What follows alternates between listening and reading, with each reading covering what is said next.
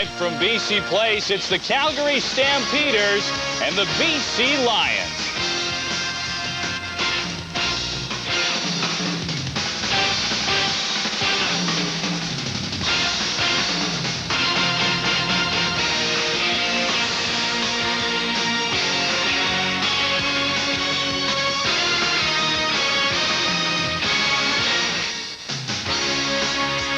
With TSN, you're always live and interactive. You can play QB1 with tonight's football game. Hi, everyone, and welcome to the CFL Live on TSN. I'm Darren Detition. We're glad you joined us tonight for the BC Lions and the Calgary Stampeders. Joining me in the studio is Marty York, Les Brown, and the coach, Bob Obilovich. Guys, we've had 3 good football games already this week. What do you expect tonight? Well, I think tonight you're going to see the BC Lions trying to find their identity with Damon Allen at quarterback, and they're playing against what a lot of people think is the best football team in the country as far as offense, defense, and special teams. And Damon Allen has already made a friend with Mike Trevathan. They had already a lot of success so far. I think he has to go out and find another receiver that's going to give him the same kind of compliment that Mike has been giving him. I'm looking forward to seeing Garcia play. I think he's the best quarterback in the West now, for sure, if not in the league. And it's interesting because he's using his outside receivers a lot more than Flutie did. When Flutie was in Calgary, he would throw to his inside receivers, and he favored Sapunjas. Well, now Sapunjas is the 4th leading receiver on Calgary, so it should be a great game, though. You know what? Calgary has nothing to worry about when it comes to offense. This is a team that averages 41 points a game. How much do they give up? 19 points. That's it. We're ready to football. Let's send it out to BC Place.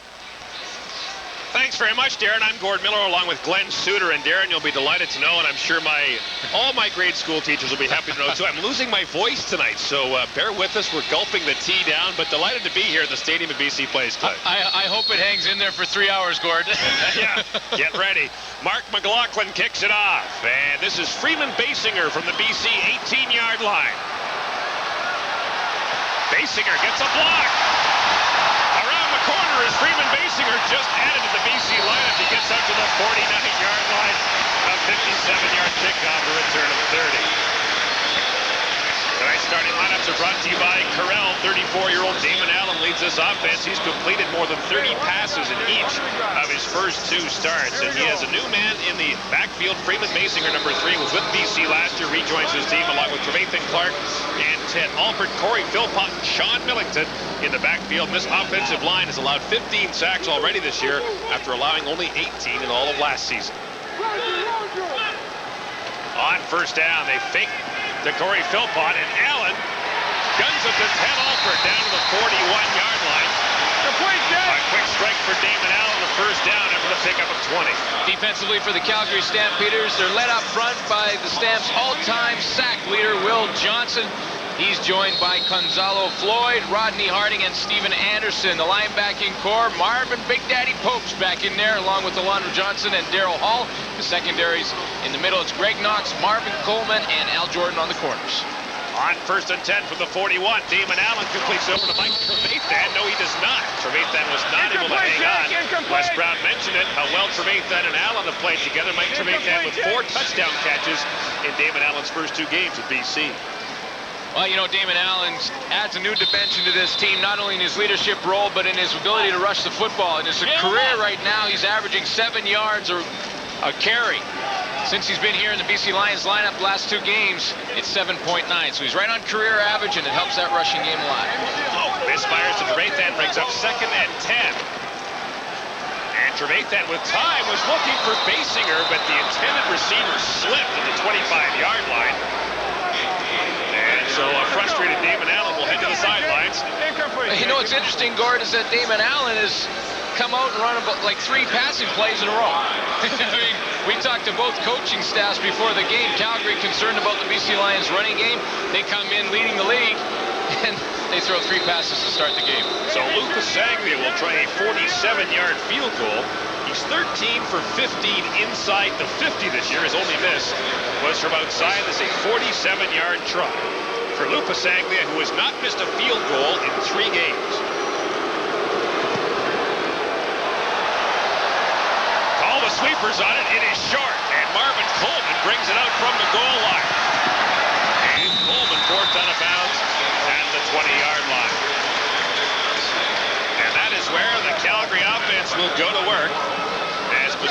misfires. I think I jinxed him probably. 26-year-old Jeff Garcia is 13-2 as Calgary's starting quarterback. 7 touchdown passes in the first 3 weeks of the season, only 2 touchdown passes in the last 3 weeks. But he's completed at least 25 passes in all 6 of his starts. Here's the offensive lineup joining him with Vaughn, Sapunjas, Pitts, and Moore, and the offensive line that has allowed just 4 sacks, best in the CFL. Garcia quickly up and throwing. And he completes it there to Vince Danielson. The Vancouver product hauls it in. And he's just short of a first down. Well, Jeff Garcia will face this on defense for the BC Lions. Up front, it's Tyrone Rogers and Johnny Scott. The linebacking core, Shelton Quarles, Sean Merritt replaces Keith Costello, Tyrone Chapman and Virgil Robertson. Tom Europe anchors the secondary with Fernando Thomas and Brandon Hamilton on the corners. And they rule it was no catch by Danielson. He trapped the ball, so it's 2nd and 10. And now from the shotgun, Garcia completes it to Alan Pitts. And Pitts will have a first down up to the 34-yard line, but there is a flag. Jake Ireland is tonight's referee. It was a 14-yard gain by Alan Pitts, and we'll see if it stands. And they're talking to Tom Europe, the BC defensive captain, which would indicate it's against Calgary. Ineligible receiver. Ineligible receiver on Calgary, so Calgary, the least penalized team in the Canadian Football League, but that's a costly one. Instead of first down up at the 34-yard line, it's 2nd and 20 from the 10. well, likely what happens is one of those wide receivers or slotbacks has to be off the line of scrimmage. You have to have a certain number on the line of scrimmage, and then you have to have 2 off. And if there's too many on, then Pitts becomes a defensive tackle and is therefore ineligible. Now 2nd and 20. Garcia raises his sights, gets it to Pitts again. And again, it's a 14-yard pickup, but it won't be enough for the first down. And Calgary will be forced to punt.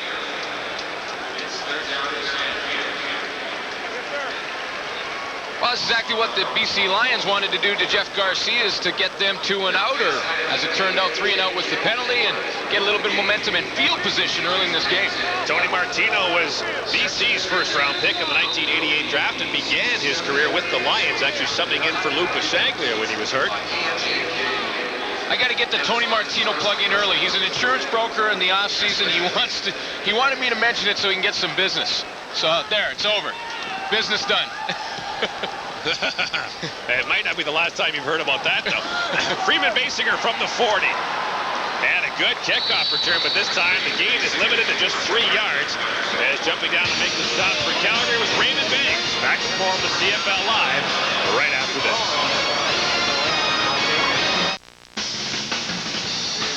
Welcome back to the stadium at BC Place. Wally Buono. How about this for his record in July? 23-2-1 as a head coach. Just 2 losses in the month of July. And on the other side, Joe Paopao finally has a check in the win column. Got it last week against the Hamilton Ticats. Had to wait about 5 weeks longer than he wanted to. Think that's a little bit of a weight off his shoulders? Yeah, I would say so.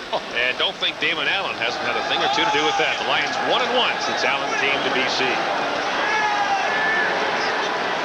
On first down, the give goes to the fullback, Sean Millington, and Millington gets a gain of 3. Millington had carried the ball just 26 times coming in here for 1 touchdown, and not playing nearly as much of a role in the offense as he did a year ago. Just 4 touchdowns in total for a guy who scored 9 in 9 games last year.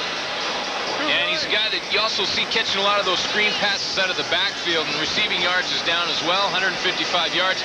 But he is getting it, coming in off that knee injury, and just trying to feel his way through the beginning of this football season. Well, his knee exploded last year. Oh, exactly.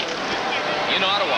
Second down. Allen completes it to Matt Clark. Clark needs about 10 for the first down, and probably got just that as he gets across midfield down to the 54-yard line of the Calgary Stampeders. Speaking of injuries, here's a guy in Matt Clark that has had some injury problems. Pulled a muscle in his stomach and missed the game, and he's not at 100%, but he sure looked pretty good on this pattern, just running the easy curl route and then making a couple of moves to pick up the extra yardage. Matt Clark does not have a touchdown catch yet this year. Unusual for him, but then last year In kind of a tough year as well, just 2 touchdown catches. Last year he was at the wide receiver position he doesn't like. He's back out there again for this game. Damon Allen gets away and slides down to the 46-yard line. Alondra Johnson and Daryl Hall chase down the CFL's all-time leader in rushing yards for a quarterback. He just doesn't see what he likes downfield. This is not a called play where he's going to run the quarterback draw. The coverage is good by the Calgary Stampeders, so Damon Allen what he's made a living on in the CFL and take off and pick up some extra yards. Gain of 9 yards for Damon Allen. In his 12th year of Cal State Fullerton, Allen Pitts' school. 2 great graduates of that school playing tonight. Now the toss goes to Corey Philpott on second and short. Around the corner he goes. Look at him. And still going inside the 30. They mark him out of bounds, actually at the 31-yard line. But it's a first down for Corey Philpott back in the lineup after missing last week's game against Hamilton. And another guy that has had a couple of nicks this year and hasn't been playing 100%. He's got the thigh wrap, but boy, it's deceptive. I think Calgary Stampeder defense thought he might not be as quick, but he sure gets to the outside in a hurry. I mean, Daryl Hall is one of the in-between guys, defensive back linebacker, and he couldn't catch him. This guy's got tremendous speed to the outside. Pick up a 15 yards for Corey Philpott. After 6 games last year, he had 8 touchdowns.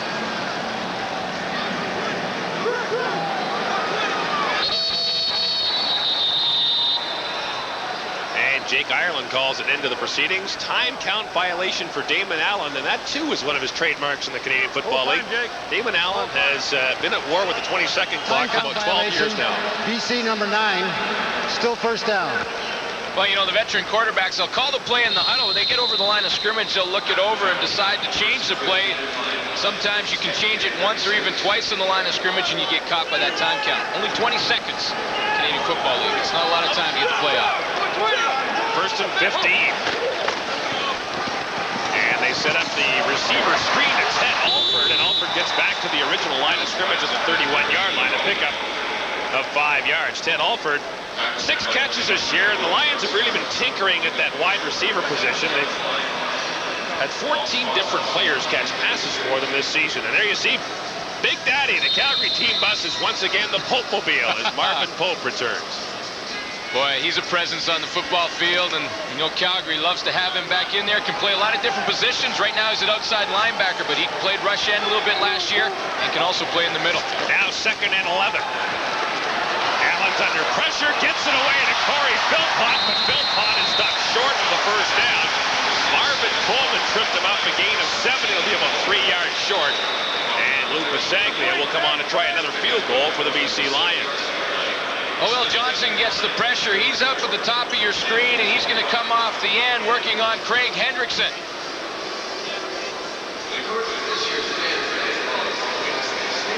There it is again. Craig Henderson doesn't want to see it again, and neither does Damon Allen, because he got a good hit from Will Johnson on that play as he released the football. So Lou Pasaglia, who missed from 47 earlier, will try now from 32 yards out. He's 9 for 11 this year inside the 40, the CFL's all-time leading scorer. Flags are down. And Pasaglia puts it through. If this penalty is against Calgary, say for too many men, that would be a BC first down.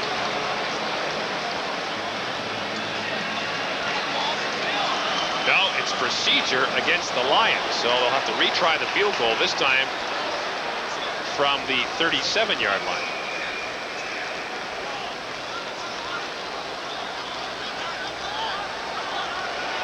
Procedure, BC, no end. Repeat 3rd down. We're having some problems early in this game, both sides of the ball. It's a pretty easy rule. You have to have 7 men on the line of scrimmage. Well, what happens is you can't bow this side of the line as much as they have. The BC Lions, you got that bow back there. You have to have the lines, that end guy on the line of scrimmage in order to count him as one of the down linemen. They didn't, and that was the penalty. Now Pasaglia from the 37. And it is good. So the penalty does not hurt the BC Lions. Lou Pasaglia has the first points of the game. BC 3, Calgary nothing, and we're back in a moment. 7 years almost since the BC Lions last beat the Calgary Stampeders here at the stadium at BC Place. 9 straight games the Stamps are unbeaten here, 12-5-1 overall. Wally Fuano has never lost to the BC Lions in a game played here in Vancouver.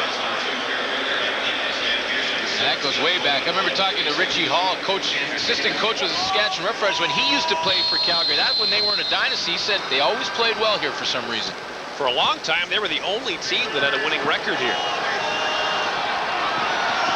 Here comes Marvin Coleman from the 15-yard line. He gets around the corner and he's gone, but they managed to force him back inside. Carabao, the kicker, can't stop him. A flag is down. Marvin Coleman in a foot race. Touchdown! There are flags down. It's a 98-yard kickoff return for a touchdown. But it's coming back.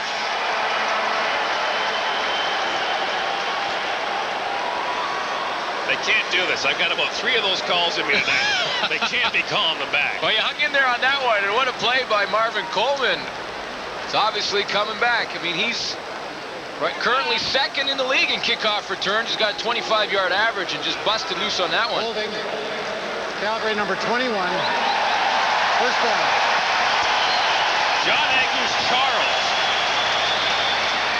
is called for holding, and Marvin Coleman has had a great career, 4 career touchdowns.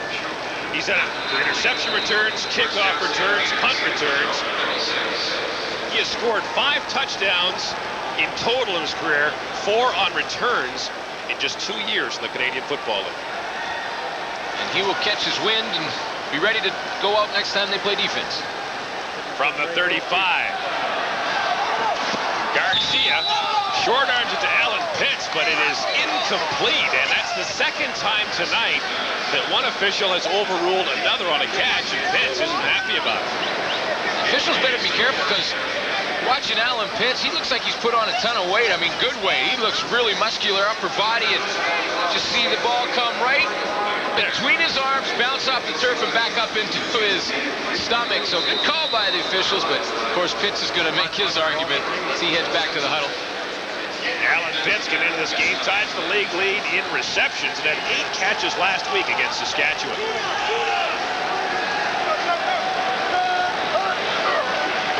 On second down, Garcia behind Pitts, and a flag is down. There were 2 BC defenders in the area, Fernando Thomas and Andre Strode, and also spilled to the turf was Travis Moore. Well, it'll be incidental contact. But against Calgary. Well, the Stamps had all kinds of penalty problems early in the game.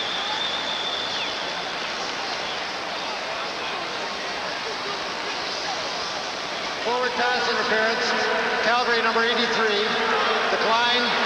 Third down. So they get Travis Moore, and it wipes out any offensive play that would have happened anyway. Well, Travis Moore was the one who fell down in the play, so he must have pushed off, got tripped, and fell down.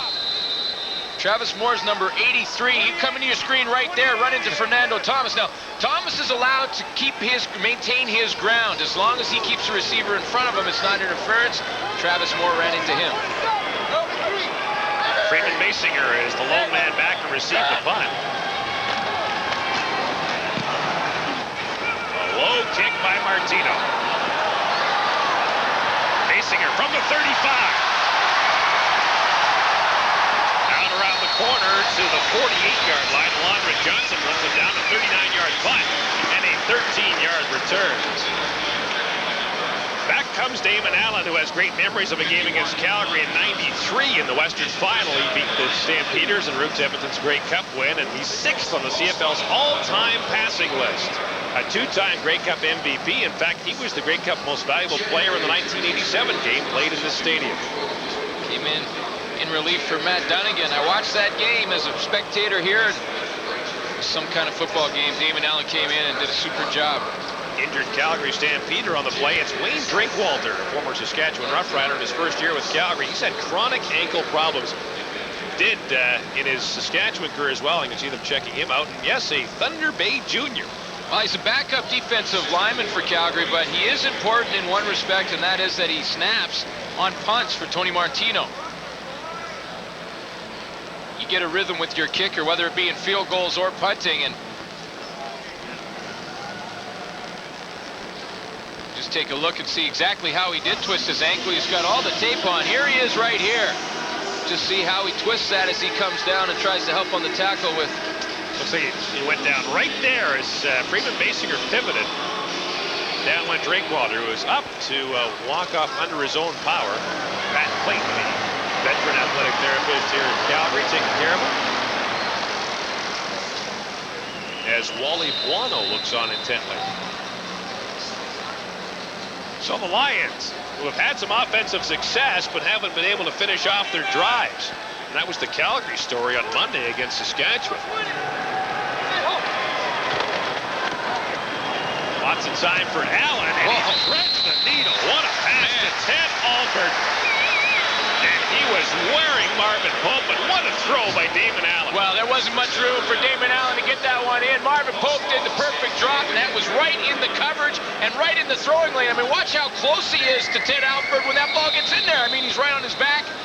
Damon Allen threads the needle, and his receiver comes up with the catch. Jake Ireland took a look at the ball to see if it had eyes. Gain of 12, first down BC.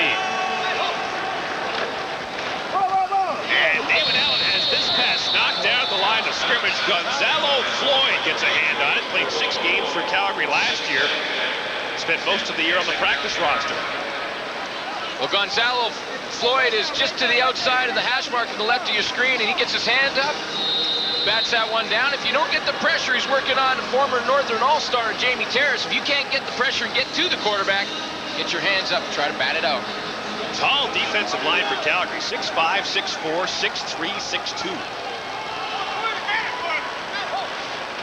Now on second down, pressure, screen pass for Sean Millington. And Millington has a BC first down inside the 40 to the 39, a pickup of 11 yards. Yeah, Gord, that's what I was talking about at the beginning of this game about Sean Millington. I mean, he does that play to perfection. He just will turn around once he sees that no linebackers are coming. He just turns around and the screen is set up. You see Carl Coulter and Jamie Terrace leading the way, and here comes Craig Hendrickson to help out. And see the ISO right here. Here comes Marvin Pope. Craig Hendrickson tries to do the old cut block. Big Daddy wasn't having any of that and got back into the play. Pickup of 11 yards, just the 13th catch of the year for Sean Millington. Now the toss to Corey Philpott. And Philpott gets 5 yards the hard way as he's tripped up at the 35-yard line. And Alondra Johnson got up there to help stop him. Well, I talked to Wally Buono just before the game. He's telling me that the one concern they have is the BC Lions will get into second and short situations. They want to keep them in second and long, and of course the running game and Corey Philpott, a big reason why they get into second and short so far in this football game. Wally Buono telling me the running game, big concern for him when he plays BC. On second and 6, Allen fakes and goes down. Well, Big Daddy Pope went up, and if Damon Allen tried to throw it on his first attempt, it would have hit Marvin Pope right in the stomach. Now that's how high he had jumped there. You're going to get a great look at it. Now watch Marvin Pope way up there. I mean, that's a huge vertical for a linebacker who weighs 240 pounds, but Marvin Pope is a great athlete, and that's what caused Damon Allen to pull it down. And Jamie Terrace doing his best to hold down Marvin Pope. Good luck. Well, the offensive linemen are taught when the defensive lineman or linebacker leaves his feet on a pass rush, you see trainers Billy Rochelle attending to Craig Hendrickson on the field. He's had some injury problems throughout this season. Had a hamstring and an ankle problem earlier in the year. But they say if the defensive lineman leaves his feet, hit him right in the ribs. And you see Gonzalo Floyd there and Will Johnson and Marvin Pope calling quickly for water. A sweltering day in Vancouver today. Very hot in the stadium tonight. Hopefully for Vancouver fans that this is just a cramp because of that heat. Greg Hendrickson, teammate of mine in Saskatchewan. Past and present important. Was a tight end for the Lions. That's right. Brother playing in Saskatchewan right now, Scott Hendrickson. He looks like he is in pain. It looks like more than a cramp from this angle. Well, we talked about how hot it is here at the stadium at BC Place, and the Calgary Stampeders actually have a way to beat the heat. Wally Buono rented these coolers on the sideline. BC doesn't have them, so the road team actually has an advantage here. But I was down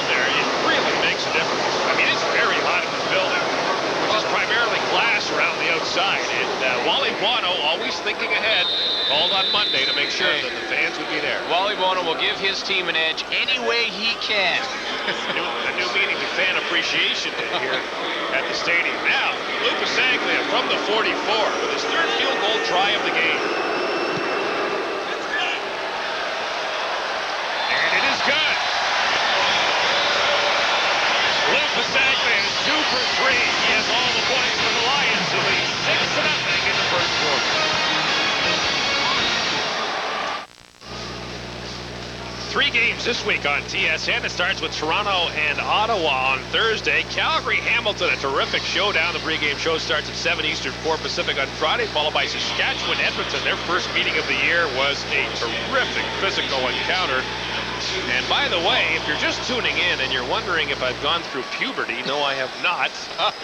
I'm having a little bout with laryngitis. Right now, laryngitis is winning. And here's that unusual kickoff formation for the BC Lions. It looks like they're posing for the team picture. Now they fan out.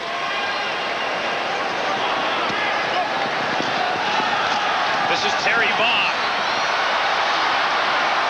And Vaughn gets out across the 50 to the 52-yard line. And that's where Jeff Garcia and the Calgary offense will go to work. The Stampeders have yet to cross midfield. This is an offense that leads the league in 10 categories.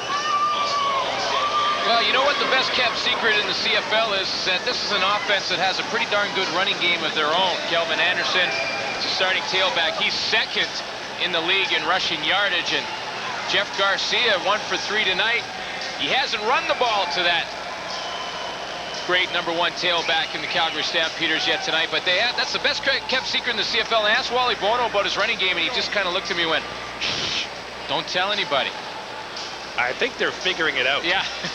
Well, everyone schemes against the great receivers that the Calgary Stampeders have, and they don't really think about the running game, but they do pretty well at both. And now we've got a problem on the sideline as Jake Ireland takes a look. There's a player who is injured, is just now getting off the field, standing right at the sideline.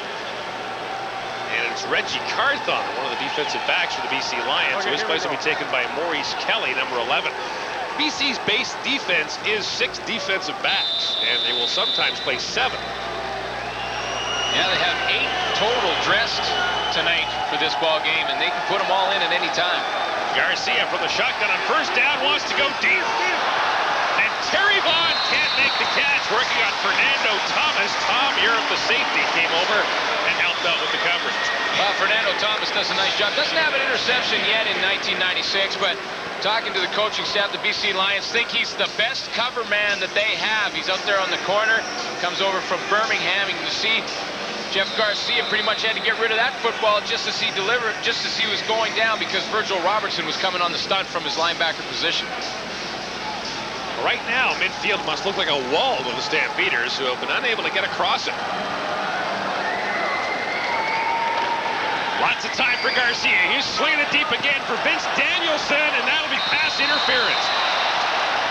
Andre Strode was back there on the coverage, but Vince Danielson never had a chance to jump for that ball. Well, now, I used to be a defensive back, and I know that some people accuse me of sometimes favoring the defensive back in some of these calls, but I think when both players are going up for the football, there's no interference. I mean, interference comes when you impede the other player to the ball. And BC number 8, first down.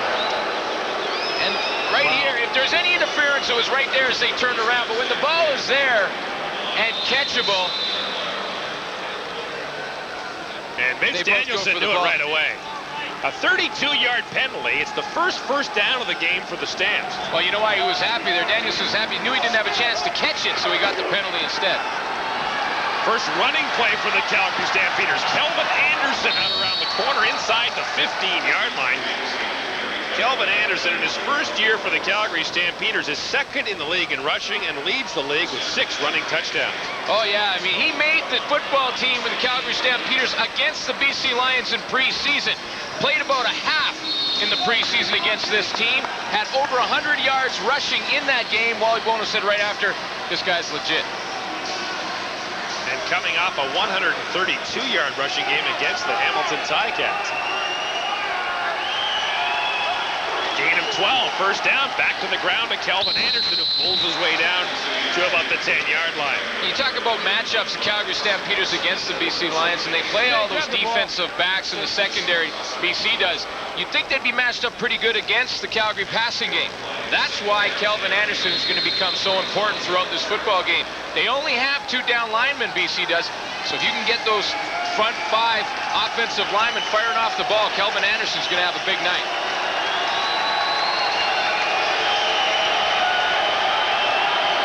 Second and 6. Garcia completes it there to Travis Moore to the end zone. Touchdown. Travis Moore, his 4th touchdown catch of the year. Looks like he got hurt right in the goal line as he was trying to get that ball to break the plane of the goal line and took an extra hit because of it. And it looks like a shoulder problem. Travis Moore scored his first CFL touchdown last year in the Labor Day game against Edmonton, and he would appear to be in a great deal of pain. But something you don't see very often, especially from the BC Lions and in the red zone. That's a zone defense down at the goal line. Fernando Thomas way too soft off in the zone, and that allowed Travis Moore to come underneath in the soft area, pick it up, and then when he was trying to get the extra yardage, Shelton Quarles hits him in the shoulder, and that's what looks to be the problem right now for Travis Moore. So as they attend to Travis Moore, who has his 4th touchdown catch of the year, we can tell you that Alan Pitts was pretty open too. It's the guy. Whoa. Andre Strode got a little crossed up in his back pedal and went down. Alan Pitts is going to mention that to Garcia. Hey. Well, he's over there telling Danny Barrett to talk to him when he comes off. Alan Pitts last week with those 8 catches against Saskatchewan went past a pretty good player in a 9th on the all-time receiving list. He passed a great player for the BC Lions, Jimmy Young. Dirty 30. Well, Travis Moore is up, and we'll see if he's able to return. Kevin Reed would be his backup. Well, it's a bad sign when he's holding that arm so low like that and not moving it.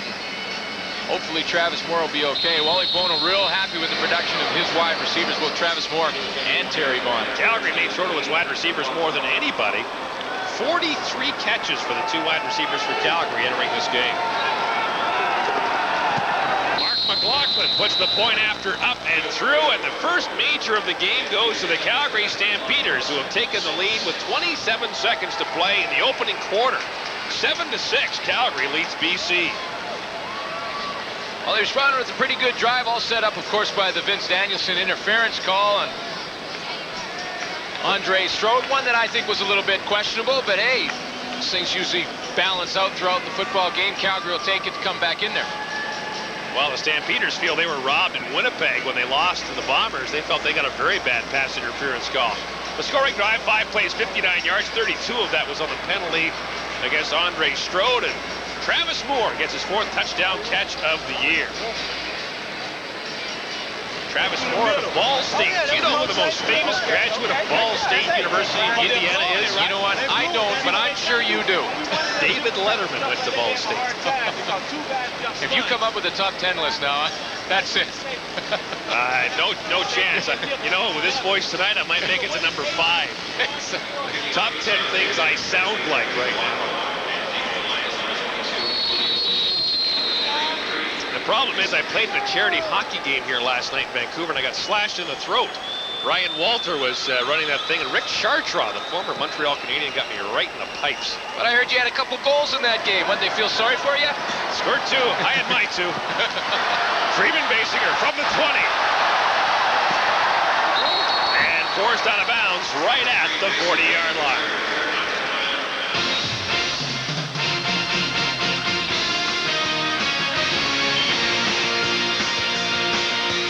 Closed captioning of this CFL telecast is brought to you by Subway.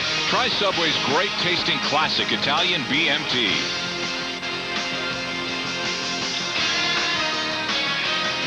Welcome back to the stadium at BC Place. I'm Gord Miller along with Glenn Soup. And Damon Allen and the BC Lions trail for the first time 7-6. This should be the final play of the opening quarter. And it's the Statue of Liberty to Corey Philpott. Oh! Corey Philpott up and over. Gets 8 spectacular yards to close out the quarter.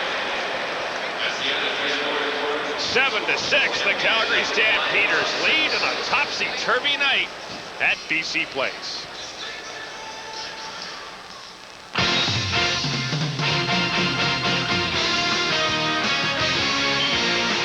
CFL live at the quarter.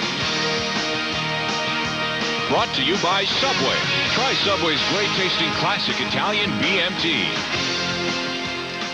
Gentlemen, how tough is Corey Philpott? He's not 100% healthy in this football game. He's running hard. He gets flipped end over end. Boom, back on his feet, and he starts trotting again. That's why he is one of the best backs in the Canadian Football League. Oh, he's a character. Corey's one of those backs. When he first came in the league, I thought this guy's awesome because, you know, like he hits the hole for a little man really fast, and he doesn't care if there's anybody in that hole. He's going to take them on. You know, you're talking about character players. Dave Sapunjas was the best player in the West last year, runner-up for most outstanding player, and was the most valuable Canadian in the league. He's really conspicuous by his inactivity. Tonight, he hasn't caught the ball. I haven't even seen him out there. And coming into tonight, he was 14th in the league in receiving. So really, I think he might miss Doug Flutie a lot.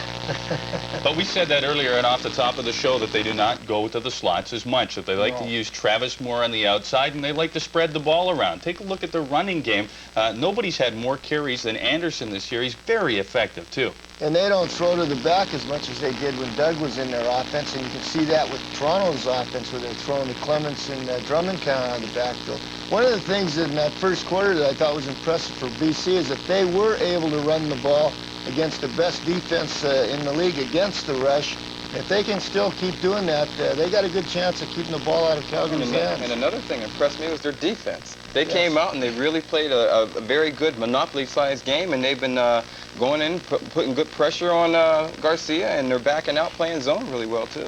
Well, they're only down by a point after the first quarter of play. They're getting set for the second quarter. Let's make sure we return to BC Place. Guys? Thanks very much, Darren. 7-6 is the score here, and the quarter closed with a spectacular spill by Corey Philpott. Well, Corey Philpott's got so much ability. I mean, athletic ability. He's got the great speed to the outside, and if you go low on him as a defensive back, he's going to try and hurdle you. That time Marvin Coleman didn't go quite as low as Corey Philpott thought he would. Got him right in the midsection. The Lions from their 48. This is Sean Millington. Whoa! Oh, man, there's some bruises down there. Greg Knox. Finally brought him under control. That's Ronald Williams. Check that. Not 25. It's 22. Ronald Williams gets his first carry of the game. Filling in for Corey Philpott last week, he had 134 yards rushing. Yeah, he comes from Clemson. He's got some great speed. He's like a slashing type running back. Good acceleration up into the hole, and safety Greg Knox has to come up and try and make the tackle, and I think Knox was a little bit of the nail there. Ron Williams was the hammer. Corey Philpott got spilled at the end of the quarter, and now being expelled by Ronald Williams. The fake to Williams. Allen in trouble. Gone. I'll tell you what, Daryl Hall gets his second sack of the year, and Damon Allen never had a chance. Well, a miscue by the offensive line of the BC Lions. They let Daryl Hall come in untouched from his linebacking position. He's got great speed, covers slot backs often during the game, and it's a tough matchup for Damon Allen to try and beat him. You mentioned the tweener, the defensive back who plays linebacker, you know, too big to be a DB and too small to be a linebacker. Daryl Hall was the first. Yeah. John Southern was the defensive backs coach in Calgary, and they brought him in, and all the others have really followed in Daryl Hall's footsteps. Yeah, I would say Daryl Hall and Don Wilson, the two that really revolutionized the position. Loss Quick of 16, kick. and now a quick kick by Mike Trevathan. Now, some of the players here are onside. There are flags down as Al Jordan fields it. Now, it looked to me like Matt Clark was onside, and that's what Joe Powell will go down to talk about. As soon as Trevathan kicked it, you can see there were two BC Lions behind him. If he kicks it while they're behind him, those players do not have to give 5 yards. That's right, Gord. The rule is anyone behind the kicker is onside, meaning they don't have to give up the 5-yard restraining zone. And if you look, Trevathan's going to catch the ball into the top right of the screen. You're going to see Matt Clark take off right after the kick. There they are, right at the top right. Freeman Basinger and Matt Clark, they're eligible to go and receive the ball. Obviously, that's what the plan was, and there should not be a 5-yard penalty because of it. No yard. BC number 25. First down. Well, they call it on Sean Millington. Well, Sean Believe Millington. it, but Millington was not behind. No, see here, this was a terrible call because Sean Millington was not behind the ball, but he was also not in the 5-yard restraining zone. Sean Millington was way outside of it. The referee just made the mistake of seeing Matt Clark in there, who's number 85. Sean Millington, 25, and that's just a straight-out bad call. That was the 3rd punt of Mike Trevathan's CFL career. And his average is pretty good. It's up over 40 yards. So a quick kick by the BC Lions.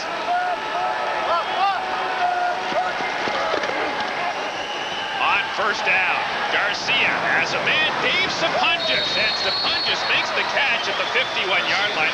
Marty York made the point about Dave Sapunjas not getting the football very much.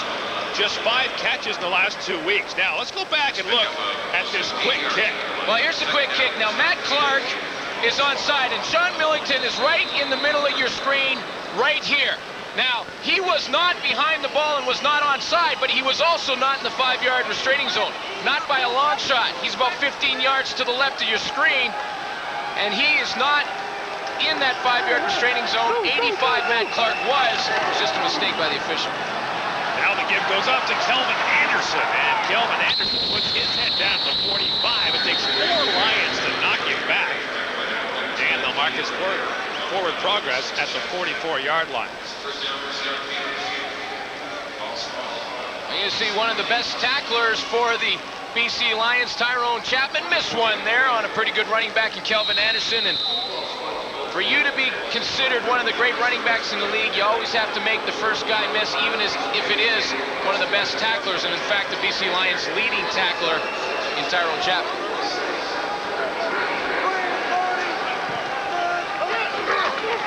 First down, play action fake, and Garcia gets away and gets the ball to the fullback, Dwayne Ford. Oh, man. Should have been a loss of 10, but they get back to the original line of scrimmage as Dwayne Ford takes in the catch from a scrambling Jeff Garcia. See on the right of your screen, number 7, Robert Davis comes untouched from his halfback position, but the strength of Jeff Garcia, he just straight-armed Robert Davis to the turf. I mean, watch him just with his left arm push him down away from his body and then dump the ball off to Dwayne Ford. It's pretty good strength for a quarterback. It's actually a loss of a yard and a half, so we'll call it 2nd and 12.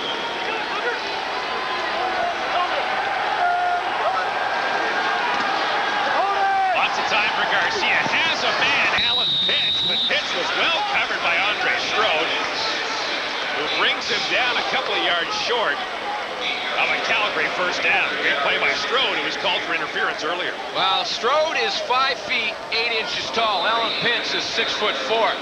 I would say for the BC Lions defensively, they better put some help out there for Andre Strode. That's a matchup that Calgary will go to time in and time out. It's just a mismatch in size. Alan Pitts has led the CFL in receptions 3 times in his career. And it's tied for the league lead entering this week in the CFL. Yeah, Pitts is projected, if you look at his numbers over the course of this season, for another 1,500-yard year. Mark McLaughlin last week tied the CFL record set by Dave Ridgway, 8 field goals against Ridgway's former team, Saskatchewan. And McLaughlin misses to the right. Only the 3rd time he's missed this year, and Corey Philpott will bring it out. Out across the 30 to the 33-yard line. So McLaughlin with a rare miss, and Corey Philpott thrills the fans here in Vancouver.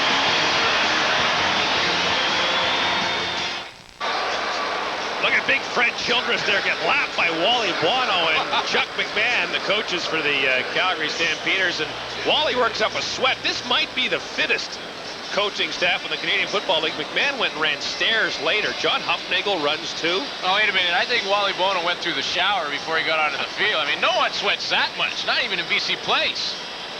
Wally, I tell you what though, Wally is very dedicated to the running. Well, you know what? It could become a ritual too. I mean, every time we do a game, Calgary, there's Wally out running before the game, and you know, they've been pretty successful with him as their head coach, so maybe he just thinks, I got to keep this going, and it keeps me in shape, keeps my team winning. A lot of speculation in the offseason that Wally Buono was interested in working in Montreal when the Alouettes returned, but Wally told me today there really wasn't much to it.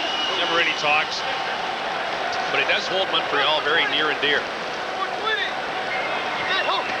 On first down, Damon Allen fakes the handoff, up and throwing, complete to Mike Trevathan. And Trevathan up to the 45, it's first down. Well, Damon Allen's going to do a lot of play-action fakes in this game. Great running backs and Corey Philpott and Sean Millington. That'll freeze the linebackers, and Darryl Hall just frozen by play-action right there. Alonzo Johnson a little slow to react, and Trevathan cuts across the middle and gets into the open area. Trevathan has 6 touchdowns coming into the game, 5 of them from Damon Allen. So he's one receiver that's happy to see veteran quarterback in the huddle. And we've got an injured Calgary Stampeder down to the 45-yard line, and a lot of early casualties here. And it's Eddie Davis who is injured, the former Birmingham Barracuda. Stamps didn't really get a lot of players from the dispersal draft from the U.S. teams, but Eddie Davis is one of them. A good year in Birmingham last year. He had 71 tackles for that team, interception and 8 knockdowns. So he had a pretty good season for Birmingham. Wally Buono happy to get him in the secondary. And happy to get Marvin Coleman, too. A lot of speculation that Coleman would go to the NFL, but he decided at the last minute not to bother trying out. It's probably because he thought of the NFL as the boring league, wanted to stay up where the excitement really happens. And he gets all those kick returns for touchdowns. 13-yard pickup for Trevathan, a first down for the Lions at the 45. And back to the ground they go, and this is once again Ronald Williams. So Corey Philpott returned that missed field goal for the Lions, but has not been in the offensive backfield since being spilled at the end of the first quarter. Well, this offensive line for the BC Lions, you see Todd Furtick working on Marvin Pope up top, and right there, number 59. He does a pretty nice job of holding a good run stopper in the Canadian Football League off the line of scrimmage. Finally got a little stability in the offensive line. This group they have right now with Craig Henderson, Mantika, Coulter, and Terrace been together for 3 games now. On second down, long throw by Allen. Oh, intercepted. It is picked off by Marvin Coleman. That's his 3rd of the year, and it comes long, wide field out by Damon Allen. He knows he's got to throw that ball a lot sooner because it's a long throw to get it to the sideline, especially with the speed of Marvin Coleman, and he steps in front of that one. Almost 6 for Coleman, but the Stampeders will have the ball back with the lead when we come back.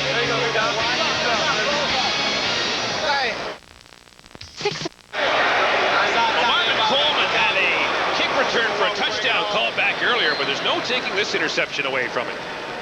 Well, you see the pressure that Damon Allen's under the pocket starting to collapse, but that is about a 41-yard throw from that hash mark to the sideline. That's a long way to get that ball out there. Never mind the distance forward. It's just 41 yards from the far hash mark to the sideline. Now Garcia loses the football, and he just threw that away. Oh, yeah. Alan Pitts was well covered by Shelton Quarles on the play, but Garcia couldn't get the handle on the ball. He was under a lot of pressure, and he said, we'll try it on second down. Well, that's good, smart veteran quarterback. He sees the pressure coming right up the middle by Tyrone Rogers and Virgil Robertson, and he just decides to throw that one in the turf and save the loss. Tyrone Rogers has 1 sack this year. The Lions would like to get more pressure from the front 4. Another guy that was in the NFL last year with the Carolina Panthers decided he wants some excitement, came out and played in the CFL. On second down, Garcia's under pressure. He is down. Reggie Carthon gets up and puts the pressure on. Dave Chaters finishes him off, but once again, the BC Lions blitz defensive backs, and it pays off. Well, that's the benefit of having so many defensive backs out there, is you can send any one of them from any side of the field, and it's tough for a quarterback to make a determination of which defensive back is coming. That time it was Reggie Carthon. He flushes Jeff Garcia up into the pocket, and then Dave Chaters cleans it up for the sack. Dave Chaters will rotate with Johnny Scott and Tyrone Rogers in their front 2 defensive linemen. And Tony Martino back to punt. Freeman Basinger, once again, the lone man bag as BC has 11 men up. And a good kick by Martino. Basinger loses the football and falls on it at the 10-yard line. The BC Lions last in the league in punt return yards. Don't get anything there. A 44-yard punt by Martino.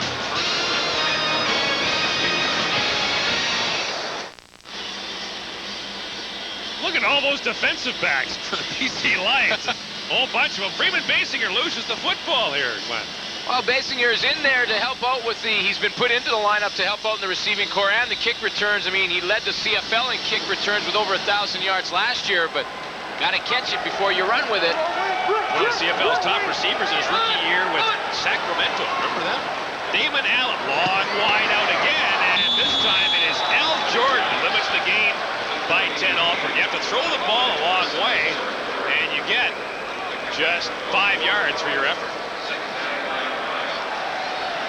He's right out here, and you're going to see Ted Alford run the hitch screen. And like you say, Gord, it's a super long throw for about 3 yards of real estate. And defensive backs can play way off, as Al Jordan did there, knowing that it takes a long time for that ball to get out there, and then they can make their closing speed and jump that one, just like Marvin Coleman did earlier.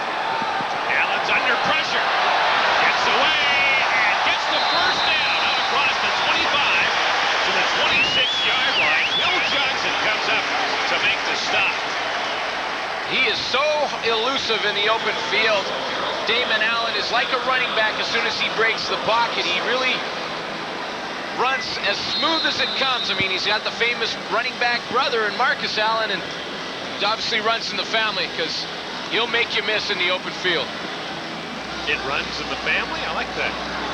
Yeah, rushing yards by a quarterback. Damon Allen almost lost his lead to Tracy Ham, but Allen came back just in time. Now they give to Corey Philpott back in the game, and Will Johnson just would not let go. He got an ankle and just hung on for dear life. And Marvin Pope came in to help out as well, a loss of 2. Well, the All-Canadian Will Johnson's made a couple of good plays. First of all, in the run by Damon Allen. I mean, Damon Allen did pick up the first down, but it was Will Johnson who did track him down and limit the gain. And then it's Will Johnson again, back-to-back big plays. He's working out there on Sean Millington, beats that block, and like you said, Gord just hangs on to the ankle. Will Johnson, an All-Canadian for 5 straight years. From the shotgun on second down, Allen waiting, and completes it to Trevathan. But Trevathan written out of bounds quickly by Darryl Hall. He'll be well short of BC first down after a pickup of 8. Well, Damon Allen wanted to go down the field in a big way to Matt Clark, but Ken Leonard had good coverage on him downfield. He had to go to the safety valve. Mike Trevathan out in the flat. He knew it was going to be short, but it was a safer pass to make. Let the punt team, Louis Passagley, come on and try and regain some field position. You see the shamrock there on Mike Trevathan's helmet. That's in honor of Creighton O'Malley, the BC Lions longtime equipment manager who passed away last winter. So Lou Passagley, his 21st year in the Canadian Football League, having his best year punting the ball. Talked to another old-time punter in Winnipeg last night, Bob Cameron, and Bob said, you know, Louis dyes his hair. Marvin Coleman gets stacked up big time by the BC Lions. Ron Williams got down to help on the coverage, a 35-yard punt. A return of 6. It was an interesting conversation because I said to him, I said, who's the oldest, you or Louis? And he said, well, Louis looks younger, but you guys... And Dave Ridgway in second place will be honored tomorrow at Taylor Field in Regina. And the retiring Dave Ridgway's number tomorrow as the Saskatchewan Roughriders take on the Montreal Alouettes at Taylor Field. Great day for Dave Ridgway. Certainly would like to make it out to that, but we have a busy schedule of our own on the network. That's right. First down, Jeff Garcia throwing deep, looking for Vaughn. He's open, makes the catch inside the 15-yard line. Out of bounds at the 14, Terry Vaughn with a huge reception for the Calgary Stampeders. Back deep on the coverage was Brandon Hamilton. It's a pickup of 47 yards. Well, you know, before the game, you always ask the head coaches, who's really surprised you or really come on and as far as this season has developed. And Wally Bono couldn't talk enough about his wide receivers in Terry Vaughn and Travis Moore. And he said about Terry Vaughn that he has deceptive speed. If you settle on him as a defensive back or squat as a defensive back like Brandon Hamilton did there, he'll blow right by you and you just can't catch him.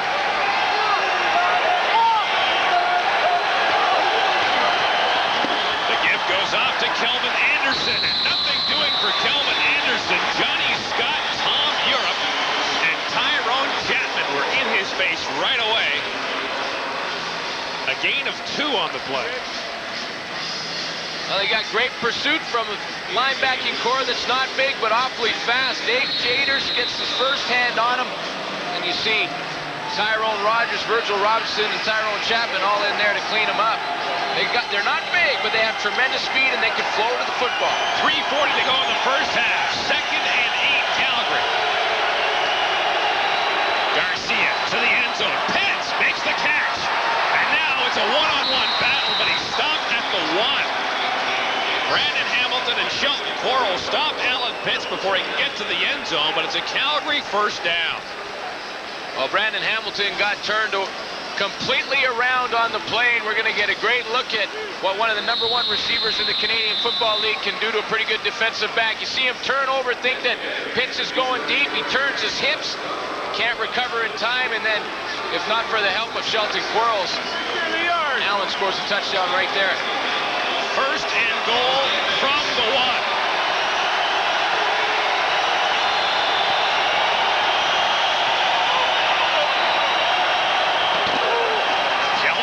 Touchdown! His league-leading 7th rushing touchdown of the year. Well, boy, it looked like it was awful close. Looked almost like a draw right at the goal line. And remember, Kelvin Anderson, all he has to do is break the plane with the football. His body does not have to go over the goal line. You see him right on the line, and well, the official had a better angle than we did, and calls it a touchdown. It was awfully close, and you can hear the boos of the crowd as it goes up onto the big screen here in BC Place Stadium when they see the replay. Well, he broke the front part of the goal line, but not the back, and you only have to break the front. Yeah, you just have to break the paint. Mark McLaughlin with the point after, and it is good. The Calgary Stampeders have a 14-6 lead over the BC Lions. 3 minutes to play at the stadium in BC Place in the first half.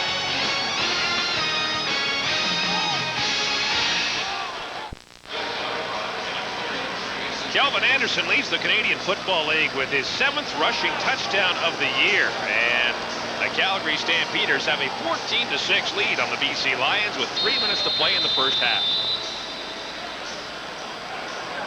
2nd in the league in rushing coming into this week. Tony Martino kicks it off deep. Here's Corey Philpott from the 20. Philpott beats the first wave. Here he goes. Corey Philpott with the kicker to beat. Mark McLaughlin slows him up. And that gives the Stampeders enough time. Dwayne Ford comes back to make the tackle. A 47-yard return by Corey Philpott. And the Lions have a chance to score some points before the half ends. Well, back in 1993, Corey Philpott had over 1,000 yards in kick returns. He knows how to hit it up in there. He's got good speed, but Mark McLaughlin basically saves a touchdown when he makes Corey Philpott try and make a move on him, or else he's gone. And you can see Corey Philpott is still limping a little bit. He's got the right thigh taped, but he's still able to return the ball well. On first down, Allen to throw. Lots of time. Has a man intercepted. It is picked off by Al Jordan. And Al Jordan taking it back the other way. Forced out of bounds by Todd Burnett. Al Jordan with his 5th interception of the year.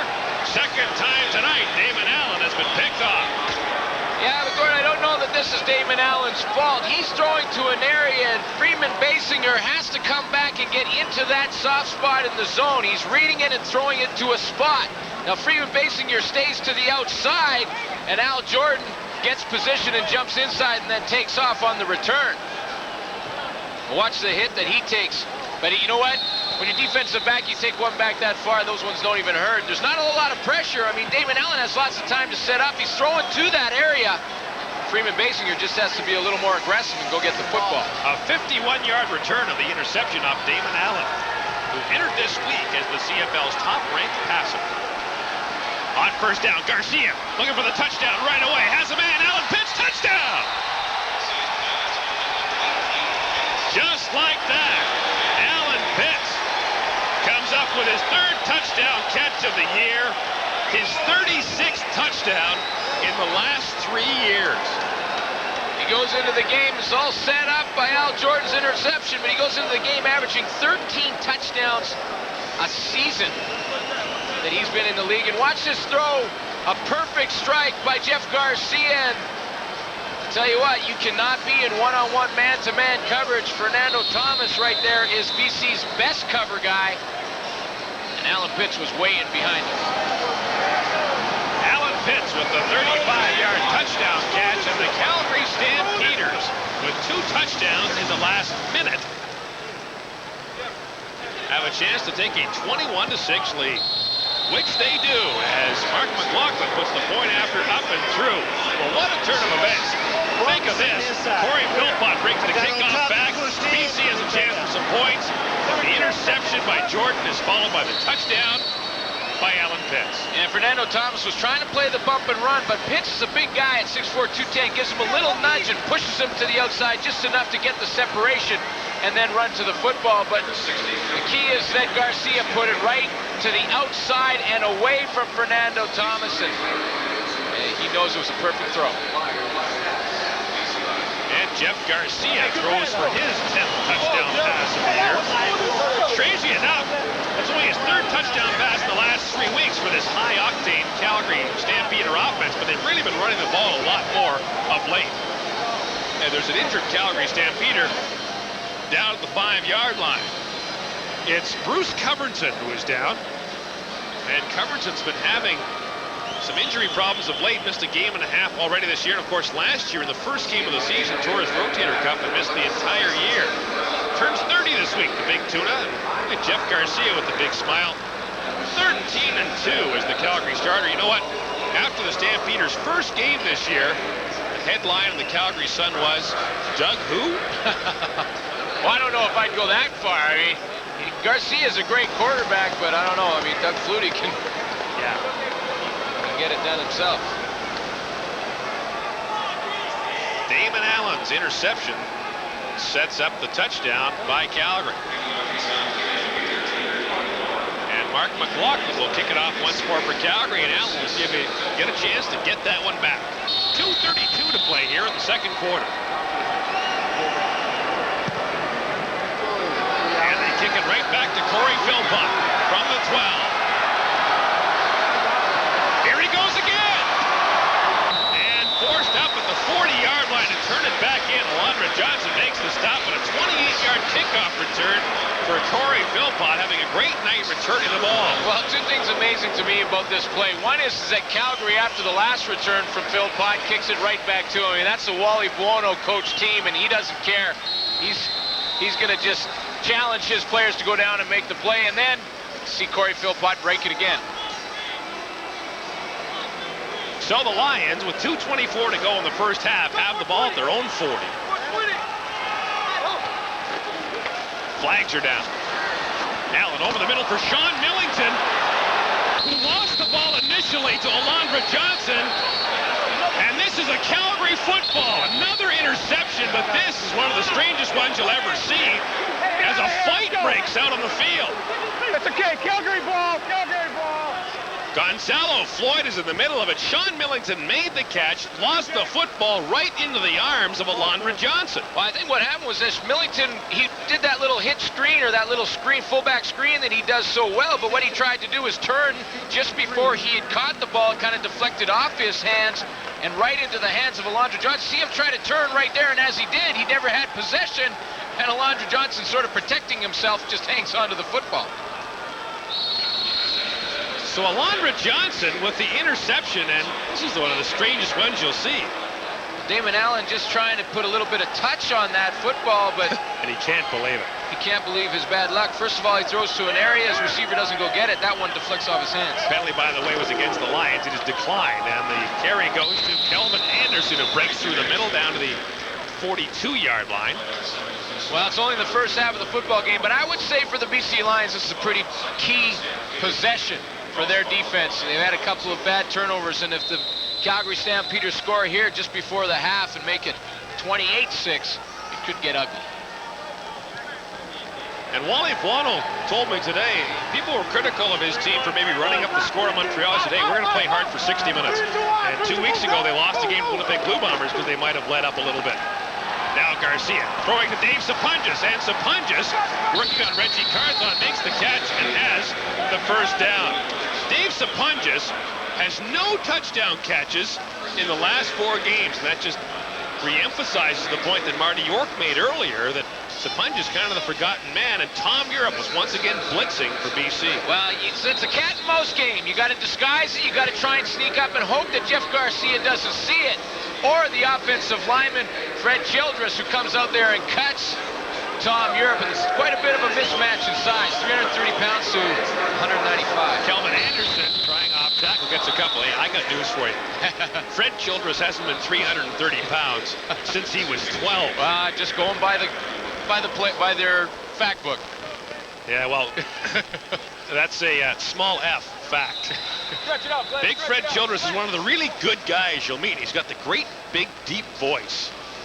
Well, I mean, Wally Bono says that he is the reason that their running game is so successful, because this guy's one of the best run blockers he's ever seen. I told Fred before the game that he should come up to the booth and do some games. He says, I don't know, man. Seems pretty hot up there. Well, I'd hate to dispute a call if I was sitting beside him. Garcia completes it to Kelvin Anderson, who gets away from the first man, Robert Davis, and has a first down for the Calgary Stampeders. And listen to the crowd here in BC getting on this Lion defense. Well, they're getting on him because they're just being sloppy when they have a chance to make a play. I mean, this is a play that ends the drive and brings out Mark McLaughlin for a field goal. I mean, Robert Davis is right there in good position, and all he has to do is wrap up, and that's ends that Calgary Stampeders drive. But Kelvin Anderson makes the first guy miss again.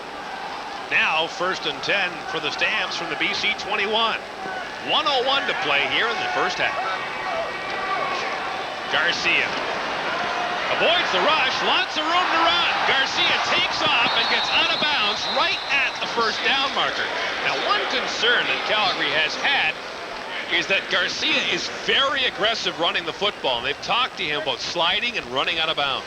Well, absolutely, Gordon. I mean, he's second on the team in rushing behind Kelvin Anderson. He has a 7.4-yard average, and when he takes off running straight up and down, and that's what Wally Bono's afraid of, that he's going to take a huge hit.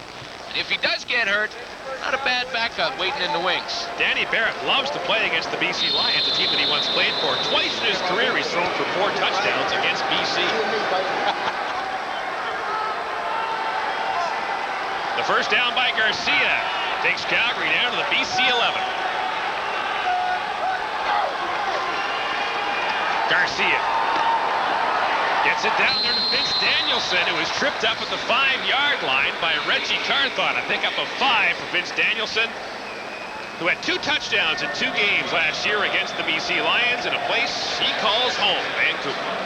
Well, Jeff Garcia wants to go to the left side of the field because that's where number 18, Alan Pitts, is lined up. He can't find him. Pitts is covered on the play, so he goes back to the other side of the field and finds Vince Danielson. You see what Dave Sapunjas was in for with Robert Davis, a little bit of a jam, and Davis doesn't allow Sapunjas to get to his route. Second down, quarterback draw, Jeff Garcia, touchdown! Jeff Garcia with his 3rd rushing touchdown of the year, and it's a page in the playbook that Doug Flutie left behind. Well, you know, they're going to make the comparisons in Calgary, but I tell you what, Jeff Garcia, you're right, Gord, takes off, and he has his mind made up that he's going to make it to the end zone. There's no looking for who's going to hit him. He's an aggressive runner. We talked about it earlier, Wally Bono a little concerned about that, but watch him. I mean, he takes off running in there, and no one going to catch him. He's not worried about that hit coming right there from Tommy Europe, and touchdown Calgary. Jeff Garcia is from Gilroy, California. You know what Gilroy, California's claim to fame is? Here we go. It's the garlic capital of America. Where do you come up with these stats? And right now, he's very offensive to the fans here at BC Place. 28-6. The Stampeders lead the Lions. Puts the baseball cap on, saying there's nothing to this game. 3-1 to my buddy Alan Pitts. Just ran one in myself. Not bad if BC keeps giving us the ball. Well, Joe Paopao is just trying to stop the bleeding here, and you can see him exhorting his troops on the sidelines. Joe Paopao is not a guy who generally loses his temper, but he pointed out that the last couple of weeks there have been things that have made him angry. And you made the point 2 plays earlier that the Lions missed the tackle that would have forced Calgary to kick a field goal. But as it is, it's a touchdown drive for Calgary, capped off by Jeff Garcia's third rushing touchdown of the year. He averages better than 7 yards a carry this year. That's right. I'm sure that's what Joe Papa was talking to the troops about on the sideline. It's the little things. This team, the BC Lions, are not focused. They're making small mistakes that are turning into big numbers. Jeff Reinbold's got to go over and talk to his defensive players and say, hey, you get a chance to make a tackle in the open field, you got to get the guy down. We just lost 4 points because of that missed tackle. And Mark McLaughlin will kick it off once again. This time the other way they go to Freeman Basinger at the 20. And Basinger is wrapped up at about the 35-yard line. 20 seconds to go here in the half. Damon Allen has had 3 of his last 5 passes picked off. And on the last 4 possessions, 4 interceptions and a punt. They hit the wall. 2 of them, of course, not Damon Allen's fault. I mean, Basinger doesn't go in and get the football. He has 1 deflect off his fullback hands, but hey, it doesn't matter. They all count as interceptions, and they're all turning into points for the Calgary Stampeders. First down from their own 35 as time winds down in the first half. The give goes off to Sean Millington, and BC will simply try to stop the bleeding here and get to the dressing room. You know, I can't decide who had the unluckier interception this week. Damon Allen on that pass to Sean Millington that went right through his hands, or Danny McManus in Toronto the other night, who had his shoe come off just as he threw the ball. Yeah, I saw that. Loses his shoe. It took a little bit of zip off the football, I think, because you got to take that first step and plant. That one was picked off. Draw play. The carry goes once again here to Sean Millington, who'll have a first down at the end of the opening half. While the BC Lions led for a long time, but the Calgary Stampeders explode in the second quarter. 28-6, the Stamps lead at halftime at BC Place. What's up, Stony Creek?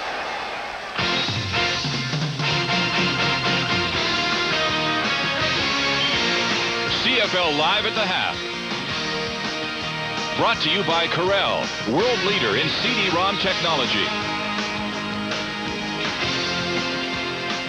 Welcome to our control studio. Like few teams in the Canadian Football League, the Calgary Stampeders, if you make a mistake, they will jump all over you, and they're doing that with the BC Lions tonight. BC had them down, and now they just let them right off the ground, and now they're flying high.